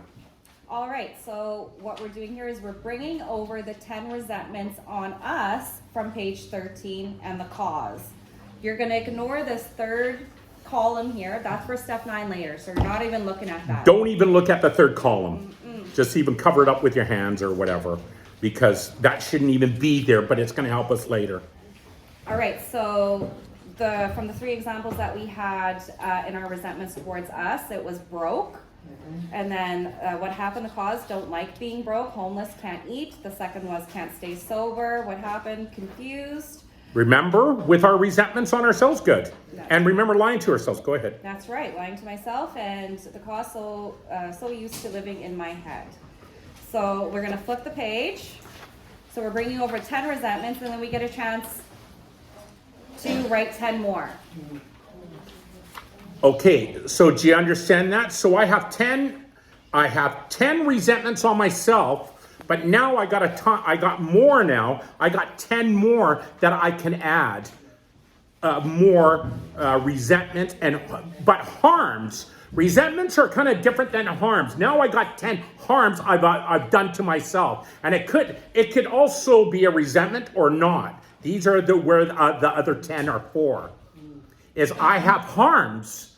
I might not be resentful, but I've harmed me. Do you get me? Maybe I steal from stores, or maybe, and I'm not going to be resentful at that, but I've harmed me. Maybe credit cards, whatever, I'm harmed. So this is where the 10 will be. Okay, so let's go to the next page. So page 24. So now this is people hurt by our conduct. So this is others. So this is where we bring over the 15 resentments and cause towards others from pages 11. Do you understand that? Are you guys following? I'm bringing over the 15 resentments over to the harms. And why I have to bring over the 15 resentments is because I need to fix something. And I'm going to need to fix that when it comes to step 9. So I'm bringing over the 15. This is the 15.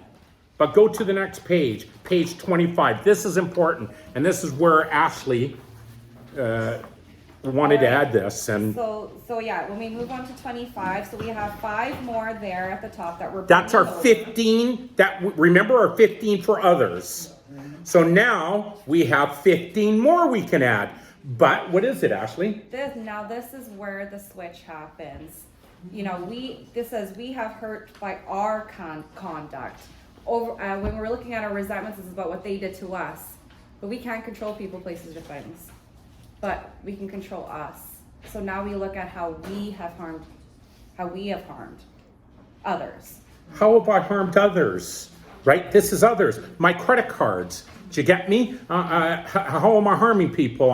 I'm stealing from stores, or do you get me? Or from whatever. It's harm that I have done to others. This is how we start retraining our brain, right? All we did was blame this person did that, blah, blah, and it was left with no solution, nothing like that. This is where the change happens. After we are done these steps, we can walk through life happy, joyous, and free, because now we can control how we affect other people, including ourselves. Okay? So important. So then we add 15 harms, okay, to others. Okay. Okay, so that brings us, okay, that's our harms. So now that's everything that we do in step 4, okay? We do the resentments, we do the fears, we do the sex, we do the harms. No breaks. Okay, so that's our step 4. So what happens is that at that point is you call me up, or Ashley, and you go, hey, I've done my step 4, I'm done. And I will not book a step 5 with you until I've looked over your work. And always make sure you look over somebody's work, because you do not want to waste your time and do a step 5 and the work is not done. And this has happened a lot to me. So make sure that you've checked over the work when you've done a step 4. So step 4 is done. I phone up my sponsor and I go, okay, all the work's done. Let's go over the work. And then only at that time I'll book a step 5. So now I'm going to teach you what we do in a step 5. Okay, it's 10 after 3, so we're going to have to, we might be going a little bit over time, but okay, so now we're going to talk about step 5. Okay, so let's go to page 29, and I'll just read this to you. So is everybody at, so we've done a step 4, okay, all the work's done. So this is what's really important, and I'm going to read it to you. Important questions to ask before step 5. Did they complete all the sheets thoroughly? 15 resentments on others, and then 10 for ourselves. 10 fears, 5 sexual relationships, and harms. If they are ready for step 5, make sure you go to a comfortable place where there is a restroom, food, because it's going to be a long talk. Anytime I do a step 5 with somebody, it's 3 hours, and I usually do it at Denny's. And always, if you're ever doing a step 5 with somebody, do not go over to their place. Like, don't do that. It's uncomfortable enough as it is. Go to a restaurant and always make sure that they are facing the wall. Because in case they're crying because they're laughing so hard at themselves. Do you get me? I don't see much crying, but they might be because they're laughing so hard because I get them laughing. But you need to go where there's food. And you need to go where they're looking at a wall, and you need a washroom. I've done step 5s on mountains, waterfalls, lakes, and there's no washroom, right? And there's no food. Come on. I've done this a long time to know you need to know exactly where to go, right? And make it at a restaurant. Okay, and the worst place is at somebody's house. Oh, do you know what? I'm just going to invite you over to my place. Like, how uncomfortable is that? Not once have I ever done that to a woman or to a guy. Do you get me? It's just so uncomfortable. And we need them to be as comfortable as they can when they are doing this work. And buy them food, you guys. Like, you know what? Usually by the time you're a sponsor and helping people with the steps, just say, hey, I'm going to buy you lunch. Do you get me? And let's go through this, and it's only going to take a few hours. It takes about 3. No matter how fast you go, it's 3 hours. Okay, so let me read this. Okay, be sure that, remind them that's all about how we reacted to each person and place and thing. This work has nothing to do with the actual oh, here you go. Okay, now you're going to learn something. This work has nothing to do with the actual person, place, or thing, but how we reacted from our defects. I blamed everyone our whole life, and after today, I need to know it had nothing to do with them, but me and how I reacted. So after today, there will be no more resentments on others. I'm going to teach you that. I'm going to teach you in 1 second. Oh yeah, you'll be blown away. And if you have any resentments, hold on to them, because you won't after I tell you. You won't. You won't. Once they have spoken and told you in detail about every resentment, who, why, affects our mistakes and faults, move on to our fears, why, solutions, sex, harms list, review step 5, asking themselves if they have left anything out. So we're going to sit down and we're ready to do a step 5. And here's the very first thing I do. Okay, so I go back to, let's see, I go back to page 11. So let's go back to page 11. So now we're actually going to sit down and we're doing a step 5. You're actually sitting down with me and doing a step 5. Here's the very first thing I say to you. And okay, hold on to your seat, because you're going to actually learn a lot just with this one resentment. Let's go with over this resentment again. Okay, now listen, if I've taken, there's a few here that I've already taken through the steps. I do not want you to answer these questions. I want other people to answer them, because you know what I'm going to ask you. So don't answer it. That's right. So, okay, so they sit down with me and I go, hey, we're sitting down. Tell me about your step 4. Tell me about your step 4. And let's just go through one, and I'm going to explain to you why we're doing this and why we have only 15 instead of 500 or 600. And I'm going to explain to you why now. I'm pissed off. Oh, here he is. I'm pissed off at Right on Ron. Okay, why? Okay, tell me why you're pissed off at this guy. He's loud, he doesn't like me, he's too happy. Okay, how does that affect you? Oh, it affects my personal relationship with him and my self-esteem. Oh, okay, good, okay. So at that point, it's very important at that point. I go, read the top of putting out. Can everybody see that? Okay, I'm gonna, follow me here. Putting out of the minds the wrongs others had done. We resolutely look for our own mistakes, and then it has an arrow. Where had we been? Selfish, dishonest, self-seeking, and frightened. In the big book, that's all combined. Like there, I'm not changing any word there. So I'm going to ask you a question. This Right on Ron, okay? I'm going to ask you a question, and here's the turning point.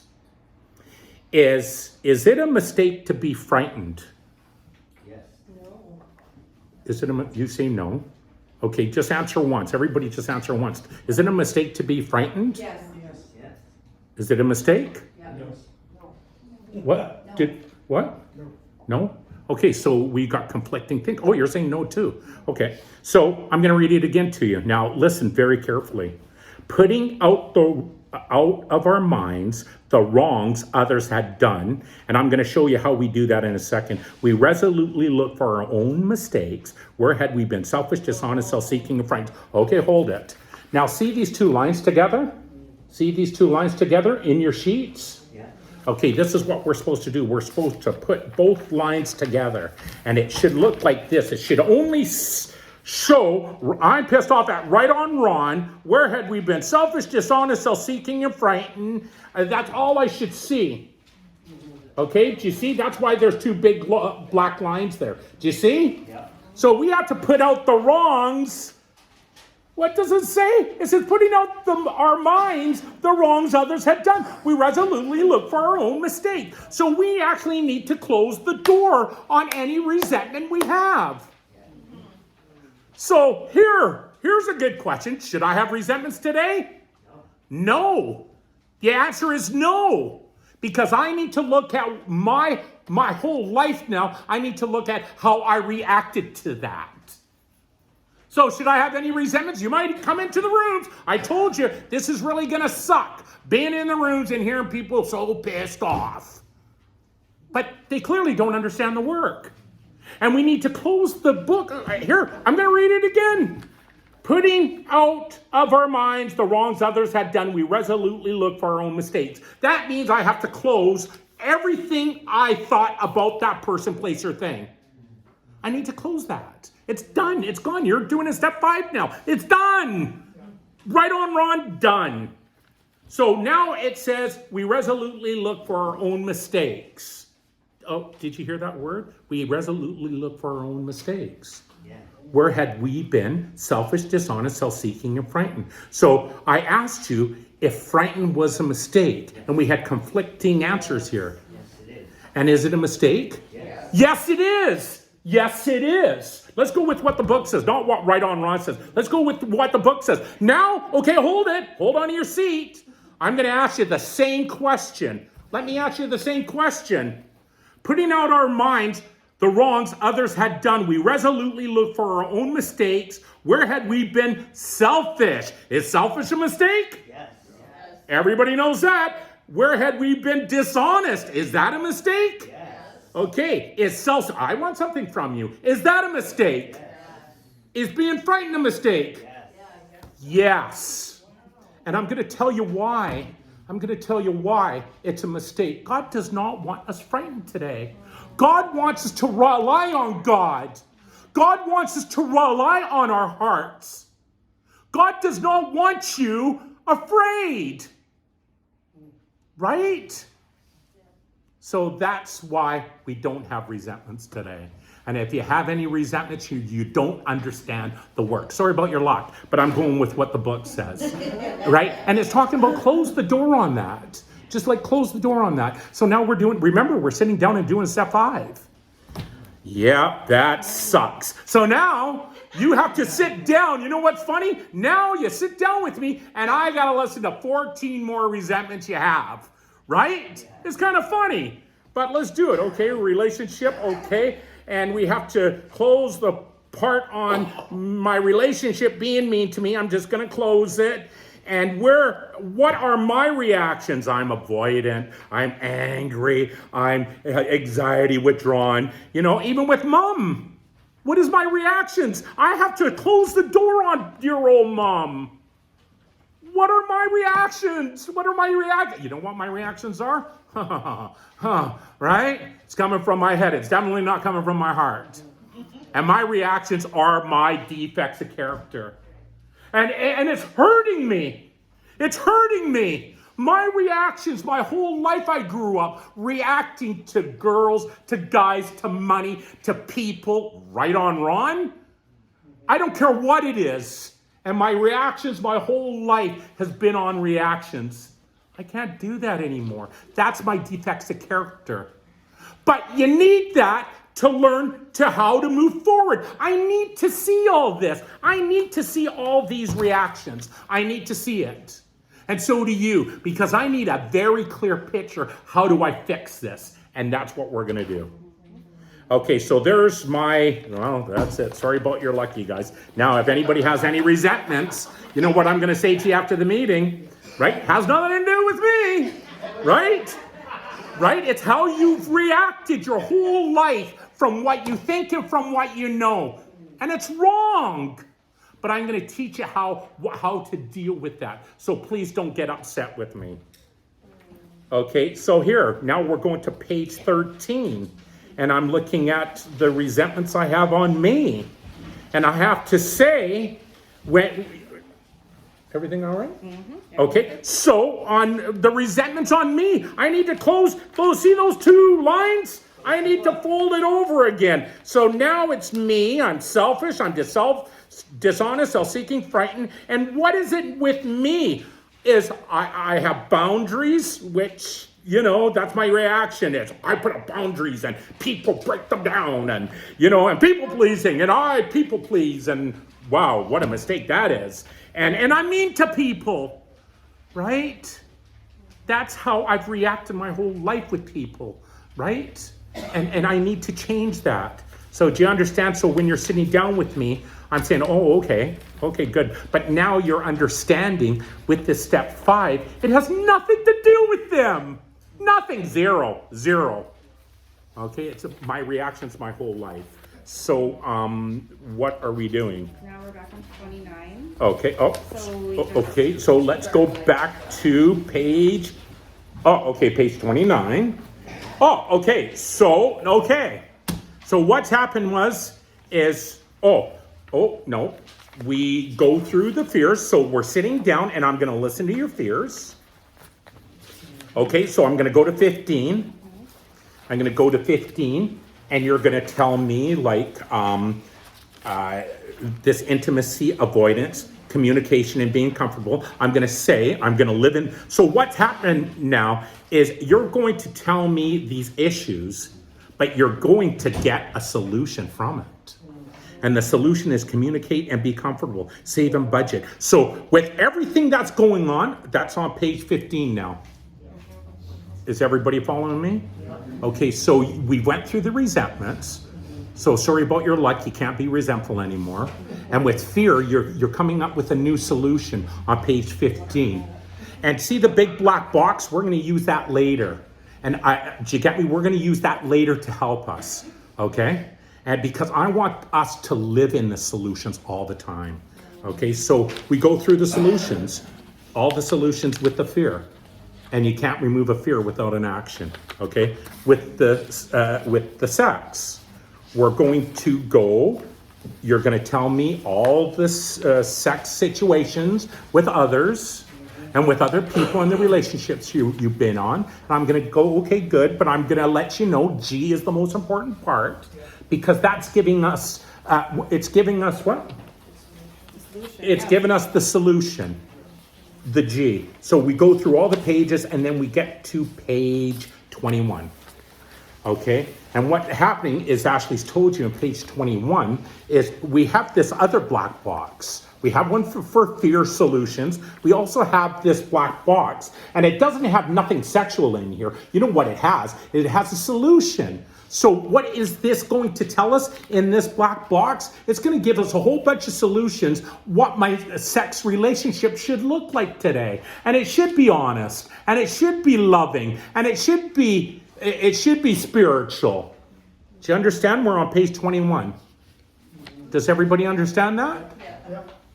Okay, so now I got fears, I got sex solutions. This is great. Okay, so then I go and I'm talking about all my harms. Look, hey, I'm on page 22 now. I'm broke. Do you get me? So don't worry about the third column. All I'm doing is I'm talking about my 10 resentments on me. The next page on 23 is I'm adding 10 more resentments or harms that I've done on me, and I'm going to talk about it in step 5. And then I'm going to page 24, and I'm going to talk about the 10 harms I've done, or the 10 resentments I have on me on page 24. And then I'm going to page 25, and I'm going to do the 5 more harms because I had 15 on other people. And now I'm going to have 15 harms that 15 other harms I've done by hurting others. I'll have 15 others, and I'm going to explain that to my sponsor. Are you following me? No? Okay, so what we're doing is we're sitting at the table and we're talking about all of the step 4 stuff, okay? And we're doing it all. Okay, so we've just sat down and we talked about, we've talked about step 5 and we're almost done. Okay, we've talked about the resentments, we've talked about the fears, we've talked about the sex, and we've talked about the harms. Okay, so now what it says, now you think step 5 is almost done, but what it says in the big book is it says to go home and find a place where you can spend an hour and so you can reflect over everything that you've done. I don't do that. What I do is I count every time I've mentioned a defect of character. Right, Ashley? That's right. So what I do is I sit down with the person and I go, see this defect sheet? And how I reflect about all this work is I write down, I put a tick to every defect that I have. So, and I'm just going to give you an example. And Ashley's going to do it. Okay, so this is how you finish off step 5. You're gonna get this defect sheet. Just go with this defect sheet and I'll follow you. Just go with this defect sheet. And that is on page 10. Okay? So this is how I finish off of step 5. Because step 6 says we're entirely ready to have God remove these defects of character. Okay? So by the time you get to step 6, we know what our defects are. And it's going to be very crystal clear, and it's going to be numbered of what defects are more important than others. And how do we get that? It's from the work that we did. So I'm going to go over all my work. Remember all those defects we did? We're going to add them up. Okay, so you know what I'm going to do? Is I'm going to go, Ashley, put a tick, and what I do is 1, 2, 3, 4, 5, 6, 7, 8, 9, 10. Do you get me? And I'm adding up all these defects that we talked about. So I'm going to go, Ashley, jealous, put 1 down, right? 1 down for inconsiderate. I'm looking at page 11. I'm just going over our work on page 11. Ashley, put a tick on judging, angry, mean, avoidant, angry, anxiety. So I'm going to go through all of the defects, every single defect that we've talked about. So what does it look like now? So we got a list. We got a list like this now, and we have all these tick marks. And do you know what's number 1? Anger. 3 times I mention angry, and that's the number 1 defect for me. So everybody's different. Everybody's different, and you're going to have defects of character. But you're telling your own story, and you're going to know your defects very crystal clear by doing a step 5. So step 5 is now done because I went through all the resentments, I went through the fear, I went through the sex, I went through the harms. Every defect we mentioned is checked off on this sheet. So this sheet is really important. You are now done step 5, right? So now we get to step 6 and 7. So we're coming to an end. This isn't going to take much longer, but we are going to be at least a half an hour more. So if that's okay with everybody, but we will get through this work. So step 5 is now done. Okay, and now we know every single defect you have in order. And what I do is I say, hey, name the top 8. Okay, so go ahead, Ashley. All right, so now we are moving on. So we're going to flip back over to 29, page 29. Let's go to page 29. And I'm going to be reading step 6 and 7, okay? We're going to read step 6 and 7 on page 29. All right, so it says here, step 6, thinking about a defect, ask them to write down every defect of character that came up in their step 5 in the self-will step 6 column. You're going to see that in a second. I'm going to start a read through this. Count how many times that actual defect came up in their step 5 and write the number next to it. And that's what we've done. This will tell them huge chunks of truth about themselves and which defects they act on more often than others. And step 7, acting out on a defect from the defects of character list in God's will's list, write down God's will in the God's will step 7 column and the plan of action they are going to take to stay in God's will with God's help along with step 7 prayer. So now if we flip the page to 30. Okay, go to page 30, and this is step 6 and 7. Oh, thank you, dear. All right. So at the top here, so it says step 6, we're entirely ready to have God remove all these defects of character. Step 7, humbly ask him to remove our shortcomings. I'm going to go ahead and we're going to read all the way at the bottom here. In other words, step 6 is thinking and knowing about the defects, which we now know. We made the tally on the defects sheet. We now have the number of the defects that we act on the most. So now we think and we know about our defects. Step 7 is acting out on a defect, and with God's help, and a new action can be removed. So did you get that? Step 6 is thinking about a defect of character. Thinking about it. I'm getting angry. Do you get me? I'm thinking about it. Step 7 is, you know what? You're nothing but whatever. I just acted out on a defect of character. You cannot change that action. You cannot change your way by just praying it away. It won't work. oh, I pray not to be a mean guy. It just doesn't work. You need to back it up with some action. And that's where step 7 comes in. Do you get me? Humbly ask him to remove our shortcomings. So I'm acting out on a defect, and I don't want to do that anymore. Hey, Wes, stop it. Hey, and I don't want to act out on a defect anymore. So I ask for God's help. Like, God, help me be a nicer guy. I don't want to act out anymore. That's step 7. Okay, go ahead, Ashley. All right, so in the first column, so from our defect sheet, the highest number with the most marks, you're going to place in the number 1, and so on, so forth. So if you go over the work, if you go over the work, angry is number 1. Remember, and you'll see it on your sheets. Angry is number 1, avoidant is 2, inconsiderate, boundary, irresponsible, lustful, mean, withdrawn. You're going to see that if you go over this work.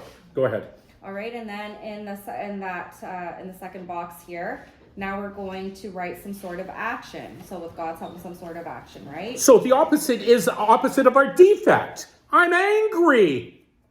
So what is the solution to that? Go ahead, Ashley. Yeah, so it's always respond with love, live in my heart, and self-care. Right? And that's the number 1 thing God wants, because that's my work.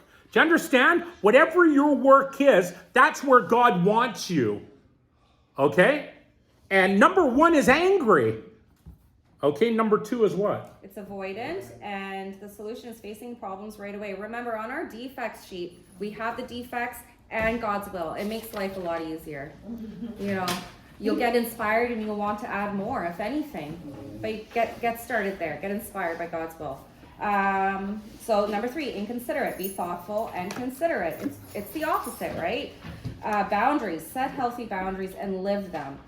Number 5, irresponsible. So I'm going to plan and be responsible daily. 6 was lustful. Healthy sexuality and go on dates and date nights. Number 7, mean. So instead I'm going to talk kind and loving daily. Number 8, withdrawn. And now I'm going to communicate and be honest. So so on the corner here on the bottom on the left side here, this is where it talks about cut out pages 15, 21, and 30 and post them somewhere. So when Ron was saying, hey, listen, we've got this big bolded box. We have it on pages 15, 21, and 30. So that's your fears. What else was it? And then our sex. And then and then this one. So all we're looking at is not the defects and not the bad stuff. We're looking at the solutions. So now I got 3 boxes. Do you get me? I got a solution for my, fears. All I have is solution. It's not my fear, but it's a solution. Sex, I got solutions, not the actual whatever. Do you get me? And step 7, I'm not looking at my defects, I'm looking at the solutions. So it doesn't matter where you post it. You cut this out and you put it wherever you're going to see it daily. No one's going to see anything but solutions. That's right. So that's the beauty in these sheets. Okay, so that brings us through steps 6 and 7. So 8 and 9, okay. Let's go back to 29. Okay, so steps 8 and 9. What's happened is I'm just going to explain steps 8 and 9 to you without even going to any of the sheets. I'm just going to explain it to you. Is the most important thing in step 9 is making amends to ourselves. Do you get me? And that's the most important part. And I have a lot of examples here. If you look even on page 31 and 32, I have examples of how to make amends to certain people. Do you get me? To yourself and to other people. And what I'm looking in step 9 is spiritually, how can I fix this? Regardless of what you've done. And you know what? You answer it to yourself, right? You don't even have to. The only thing I check in step 9 is one thing, is it spiritual? And I'm going to tell you why I need to check your step 9 before you do it. Only one reason is I had one sponsee when I first sobered up, is he made an amends to his girlfriend, his ex-girlfriend. So he took her out, bought her a rose, bought her dinner, took her back to her place, and they stayed all night. This is his ex-girlfriend. He's making an amends to his ex-girlfriend, and he took her home. This is his ex-girlfriend. I'm like, no. So, right? You know this is not what we do, right? That is not amends.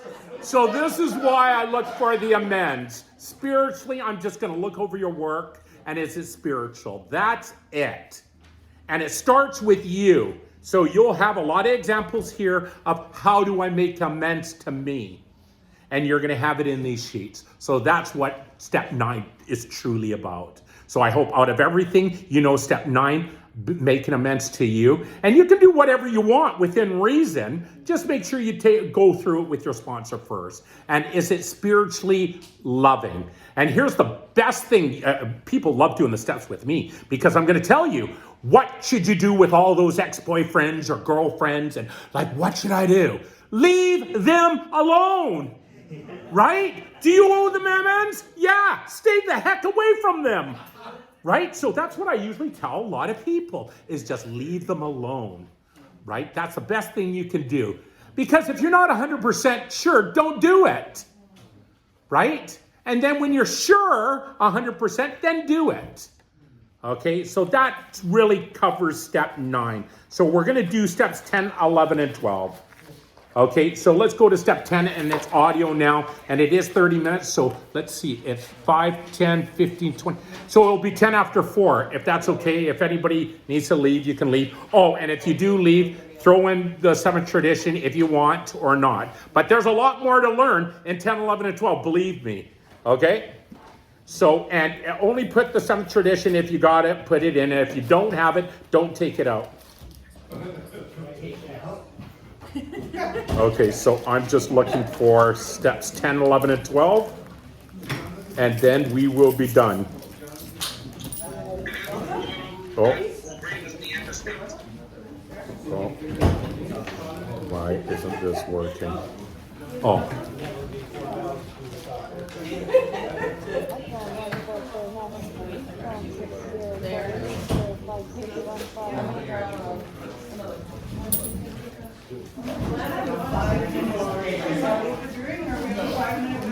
No. 5-minute break? Yeah. No. Almost there.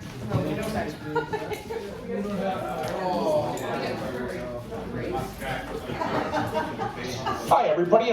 We're back, and I am Ron, and I'm an alcoholic. Okay, let's continue this. It's only 30 minutes and we're done. And there's a lot to learn, and it'll be 10 after 4. Sorry about this, but these next 3 steps are really important. Okay?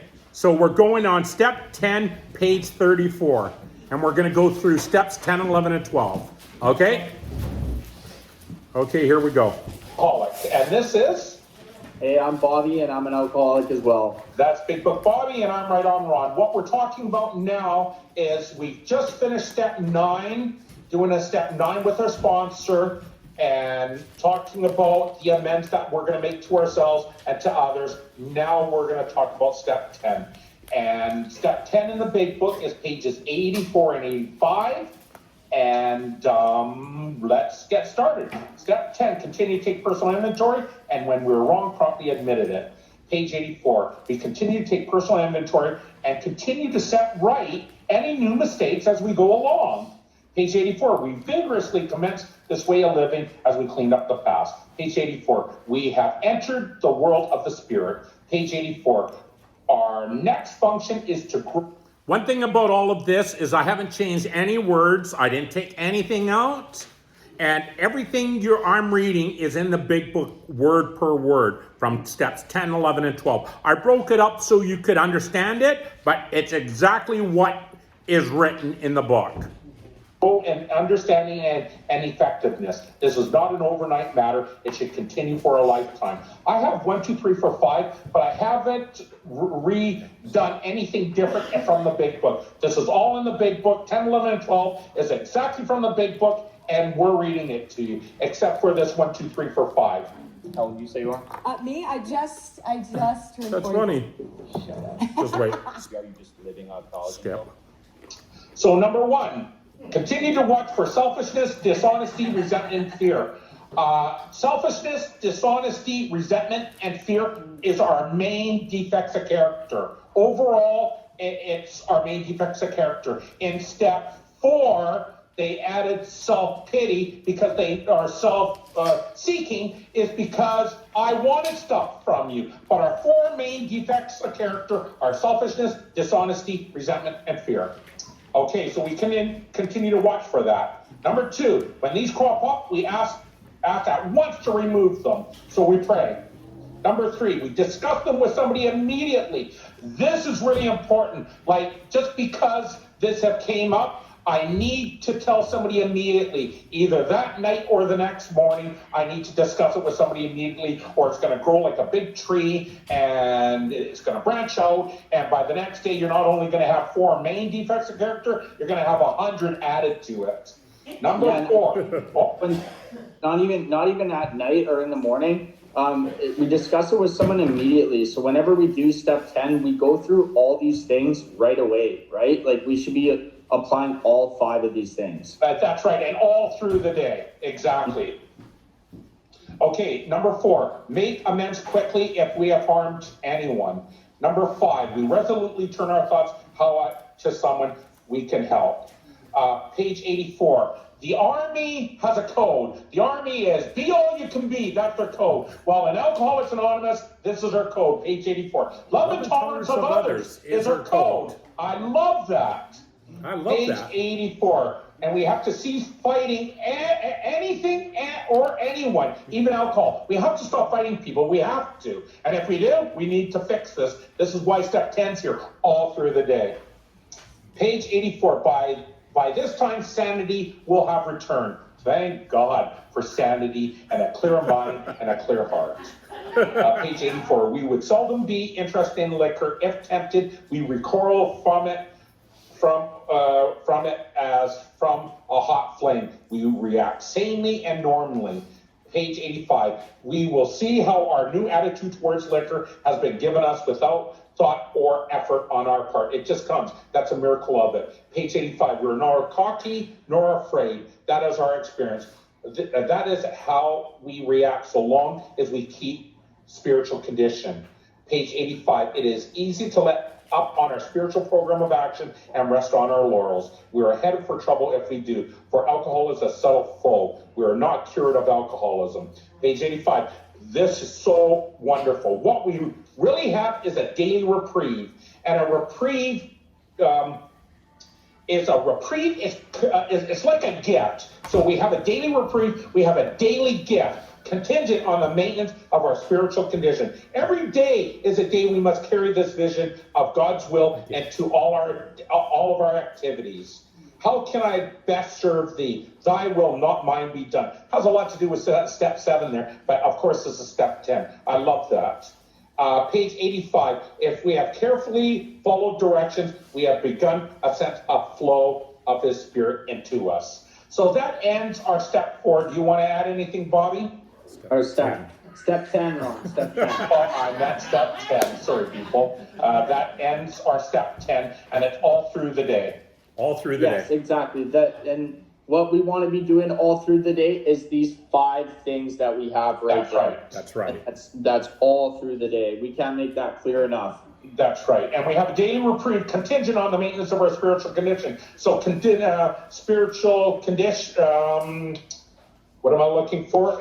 We have a daily reprieve. So our reprieve, once again, is a daily gift. A daily gift every day of our spiritual condition. So every day I need to live It's this. a gift. Absolutely. Okay, so go ahead, Bobby. You can start off. We're page 35 on our sheets. Go ahead. All right, so we are now on step 11, from pages 85 to 88 in the Big Book. Oh. Step 11, sought through prayer and meditation to improve our conscious contact with God as we understood Him, praying only for knowledge of His will for us and the power to carry that out. Prayer is talking to God and meditation is listening. So we have this part here. It's not from the Big Book, but that's why we have it in brackets. But it says prayer is actually talking to God and meditation is listening. And what are we listening to? We're listening to our heart. Yeah. Right? So, and that's it.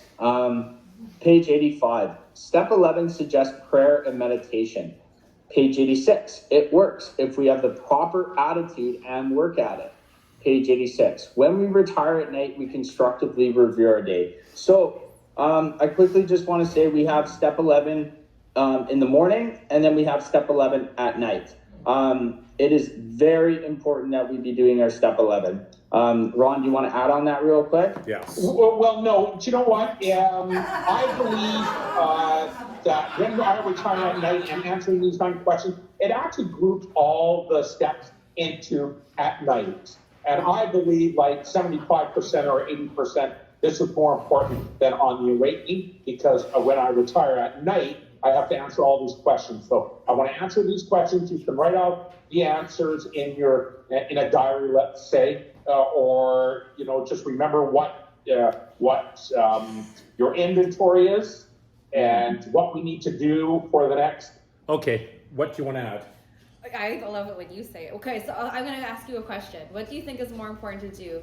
Your step or that one? Oh, What yeah. you're thinking? Okay. I just really like that Okay, one. so I was at a roundup once, and I asked at the roundup, so there's 3,000 people at a roundup, and I go, what's more important, on the awakening or when I retire at night? So who thinks it's more important to do on the awakening? Put up your hands.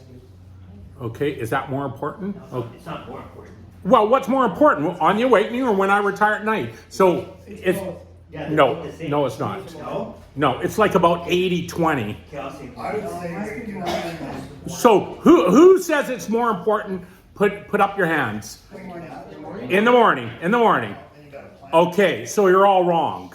Okay, so I'm going to tell you why. Hold it. I'm going to tell you why. It's because when I retire at night, I got these nine questions. And these 9 questions actually go through all the steps. Right? And the truth is, Bill Wilson, I just heard the other day, it's just hearsay right now, actually did when I retire at the night, but did it in the morning. But he knew how important these 9 questions are.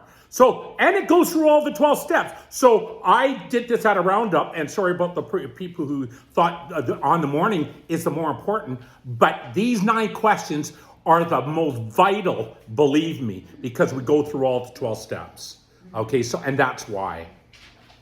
Okay, so let's go through it. Stay and go out the next day and do it. Yes, exactly. Step 11 is basically here for us to catch things that have happened throughout the day so we can fix it and deal with it right away.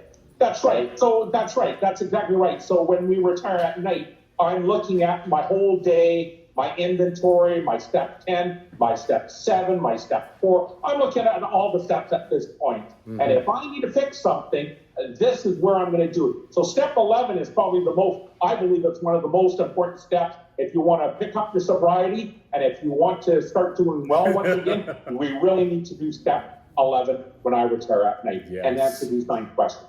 Are you a doctor in Canada paying 40 to 50% in taxes when you withdraw from your corporate business? That's funny. Or your passive income?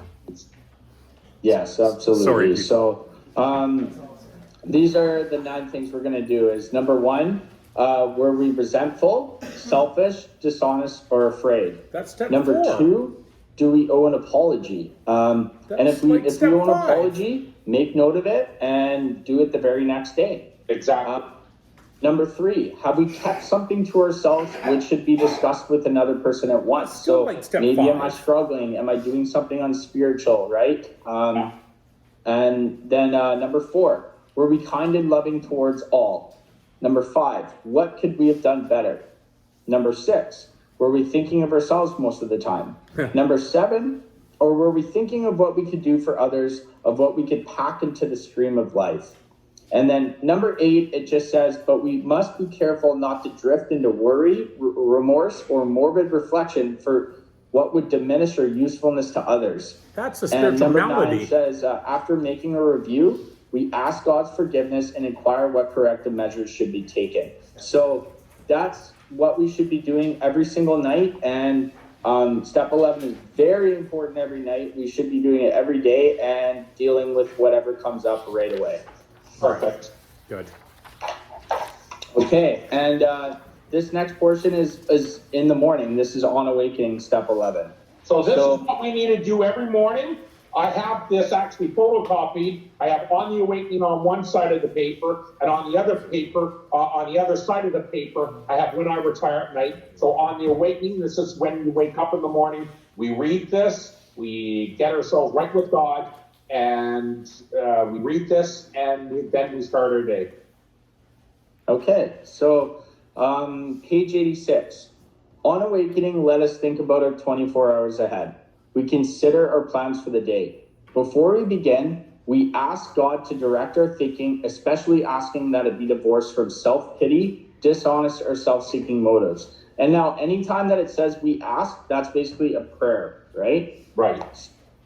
Under these conditions, we can employ our mental faculties with assurance. For after all, God gave us brains to use. Okay, stop there for 1 second. There we go. For after all, God gave us brains to use. We told you at the very beginning, up to all of There's the no steps, thinking. we're saying, the main problem is our thinking. The main problem is our thinking. And we really don't want you thinking before you start all You of don't these have to steps. think to do this work. And we want you to rely on God and in your heart and in prayer. But by the time you get to step 11, for after all, God gave us brains to use. By now, you have done the work, and now you're not selfish and self-centered anymore, let's hope, and you're God-reliant.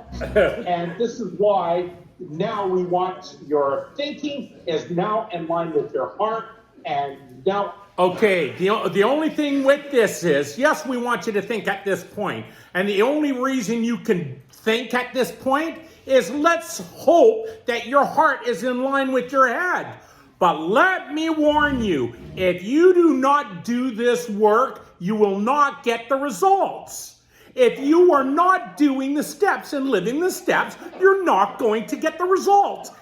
Believe me, even if I taught you all this, if you're not working this, you're not going to get the results. Okay, I'm just letting you know. But if you are doing it, oh, do I want you thinking. I can move forward, living a life from how I think and from what God wants me to do, from my heart to my head, is in line by this time. Okay, so our thought life will be placed on a much higher plane when our thinking is cleared of wrong motives. Mm-hmm. In thinking about our day, we may face a decision. We may not be able to determine which course to take. Here we ask, for another prayer, God for inspiration and intuitive thought or a decision. We relax and take it easy. We don't struggle. We are often surprised how the right answers come after we have tried this for a while. What used to be the hunch or the occasional inspiration gradually becomes a working part of the mind. Being still in experience and having just made conscious contact with God, it is not probable that we are going to be inspired at all times. We might pay for this presumption in all sorts of absurd actions and ideas. Nevertheless, we find that our thinking will, as time passes, be more and more on the plane of inspiration. Exactly. We come to rely upon it. So that kind of touches more on what Ron was just explaining, right? Right.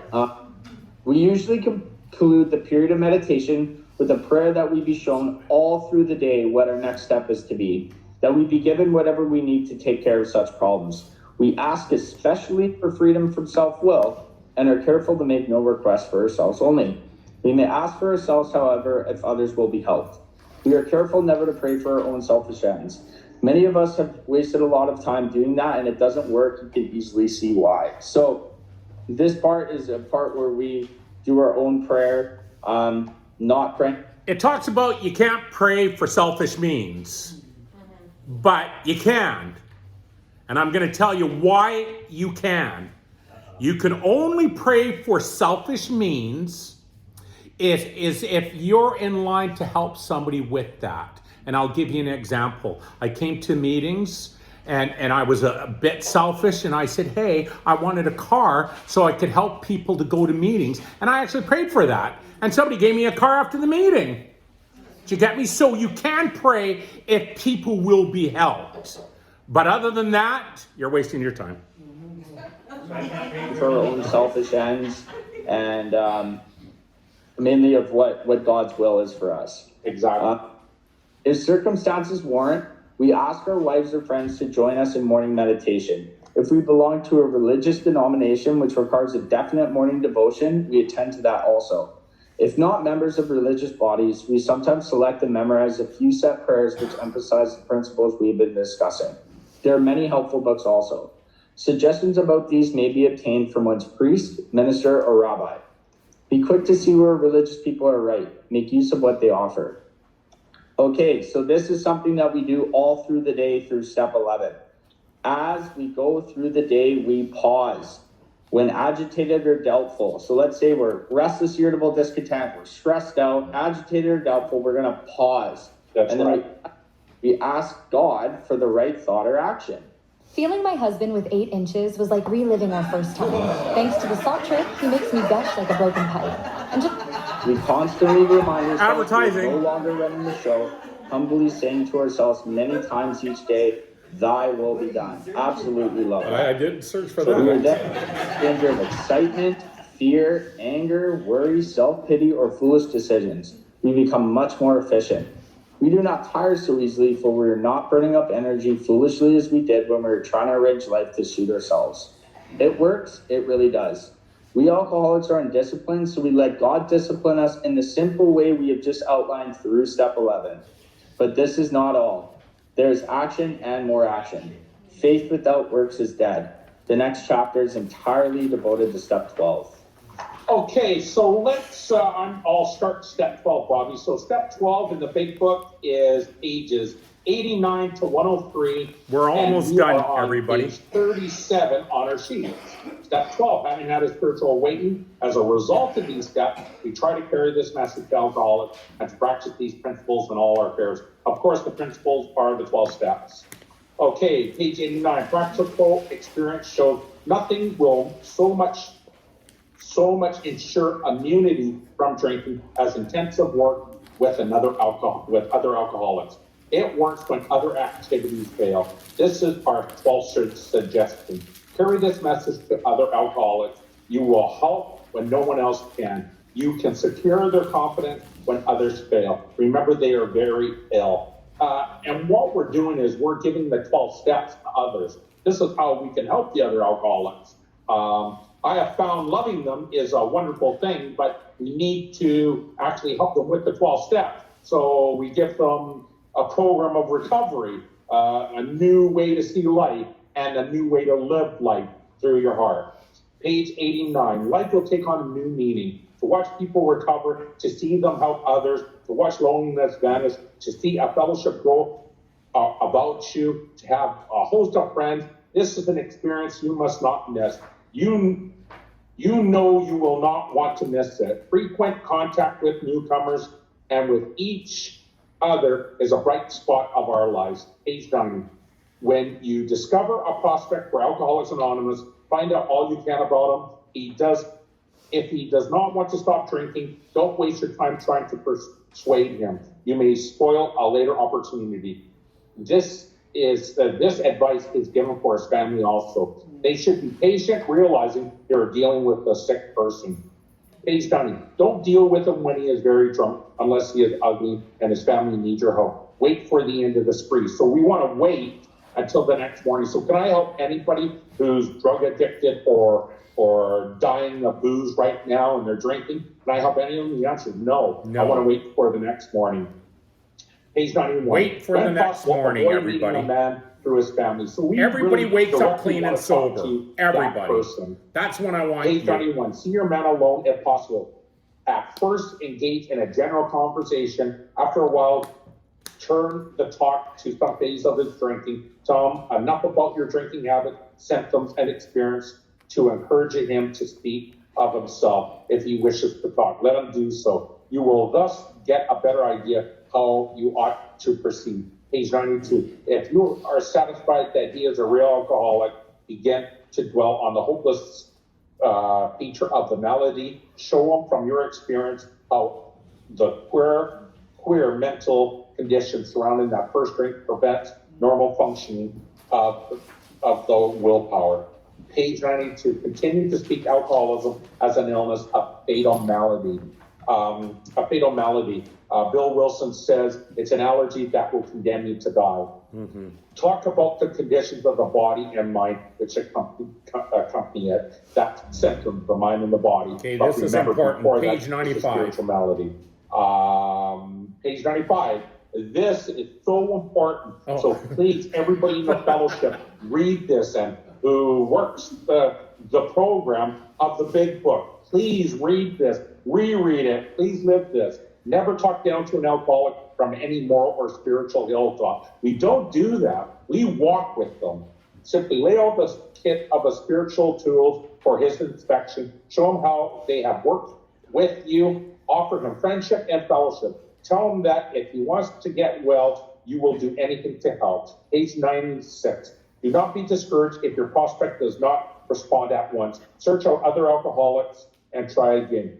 You are sure to find someone desperate enough to accept the eagerness what you have to offer. We find it a waste of time to keep chasing a man who cannot or will not work with you. If you leave such a person alone, he will soon become convinced that he cannot recover by himself. To spend too much time on one situation is to deny some other alcoholic the opportunity to live and to be happy. One last So page. I just want to say something after that is it tells us there, basically don't waste your time trying to help out an alcoholic that doesn't want to accept the help. That's right. We help the people who are willing and who want to do this work. And you know what? The people who are willing, the willingness is a huge key. It truly is.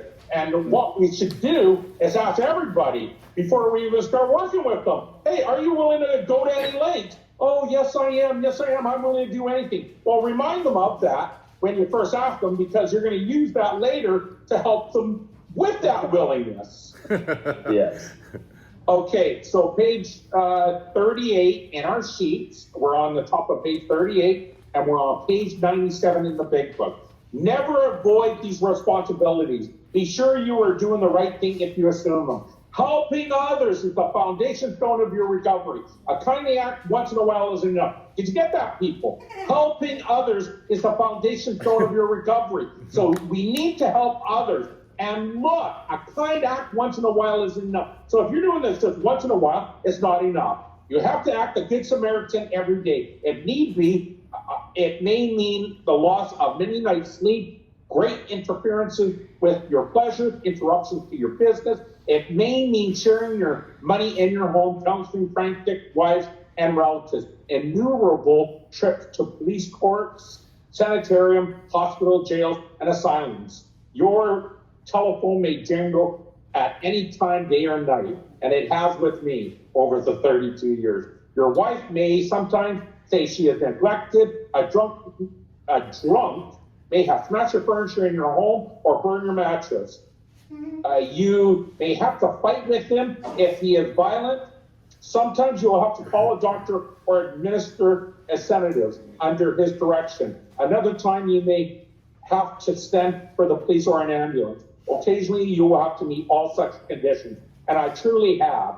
Okay, go ahead, Bobby. You start off with page 98.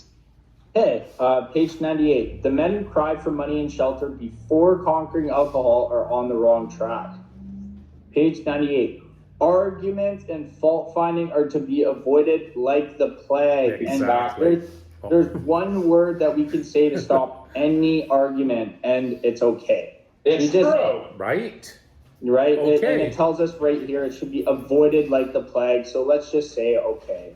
Exactly. You're right. Page 99. Let no alcoholic say he cannot recover unless he has his family back. This just isn't so. Page 100. Both you and the new man must walk day by day in the path of spiritual progress. If you persist, remarkable things will happen. When we look back, we realize that the things which came to us when we put ourselves in God's hands were better than anything we could have planned. Follow the dictates of a higher power, and you will presently live in a new and wonderful world, no matter what your present circumstances. Exactly. No matter what's going on in your life, if you follow the dictates of a higher power, we will presently live in a new and wonderful world. Amazing. Page 100. Assuming we are spiritually fit, we can do all sorts of things alcoholics are not supposed to do. We must not have it in our homes. We must shun friends who drink. We must avoid moving pictures which show drinking scenes. We must not go into bars. Our friends must hide their bottles if we go to their houses. We mustn't think or be reminded about alcohol at all. Our experience shows that this is not necessarily so. We meet these conditions every day. An alcoholic who cannot meet them still has an alcoholic mind. There's something the matter with the spiritual status. So Exactly. if this is what we recover from, is this kind of thinking, this obsession, right? That's And right. That's true. And if I'm still thinking that way, I still haven't recovered from that hopelessly state of mind and body. If I'm avoiding places or whatever that case might be, I might not be that comfortable around it, but I'm going to place myself in positions that help and love me today than putting myself in positions that don't. Steven, is that your new book? Yeah. Oh, Look we're at this. I'm advertising. giving this book away this Sunday for free.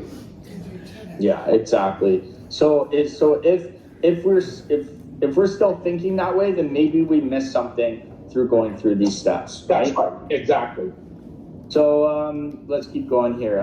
Page 101. So a rule is not to avoid a place where there is drinking if we have a legitimate reason for being there. That includes bars, nightclubs, dances, receptions, weddings, even plain ordinary whoopee parties. To a person who has had experience with an alcoholic, this may seem like tempting providence, but it isn't. Page 101. You will note that we made an important qualification. Therefore, ask yourself on each occasion, have I any good social, business, or personal reason for going to this place? Or am I expecting to steal a little vicarious pleasure from the atmosphere of such places? Exactly. If you answer these questions satisfactorily, you need have no apprehension. Go or stay away, whichever seems best. But be sure you are on solid spiritual ground before you start and that your motive in going is thoroughly good. Exactly. Do not think what you will get out of the occasion. Think of what you can bring to it. But if you were shaky, you would better work with another alcoholic instead. Okay, I'm going to finish this off, Bobby. Page 102. Your job now, we all have a job to do, and this is our job. Page 102. Your job now is to be at a place where you may be of a maximum helpfulness to others. So never hesitate to go anywhere if you can be helpful. You should not hesitate to visit the most sordid spot on earth on such an errand. Keep on the firing line of life with these motives, and God will keep you unharmed.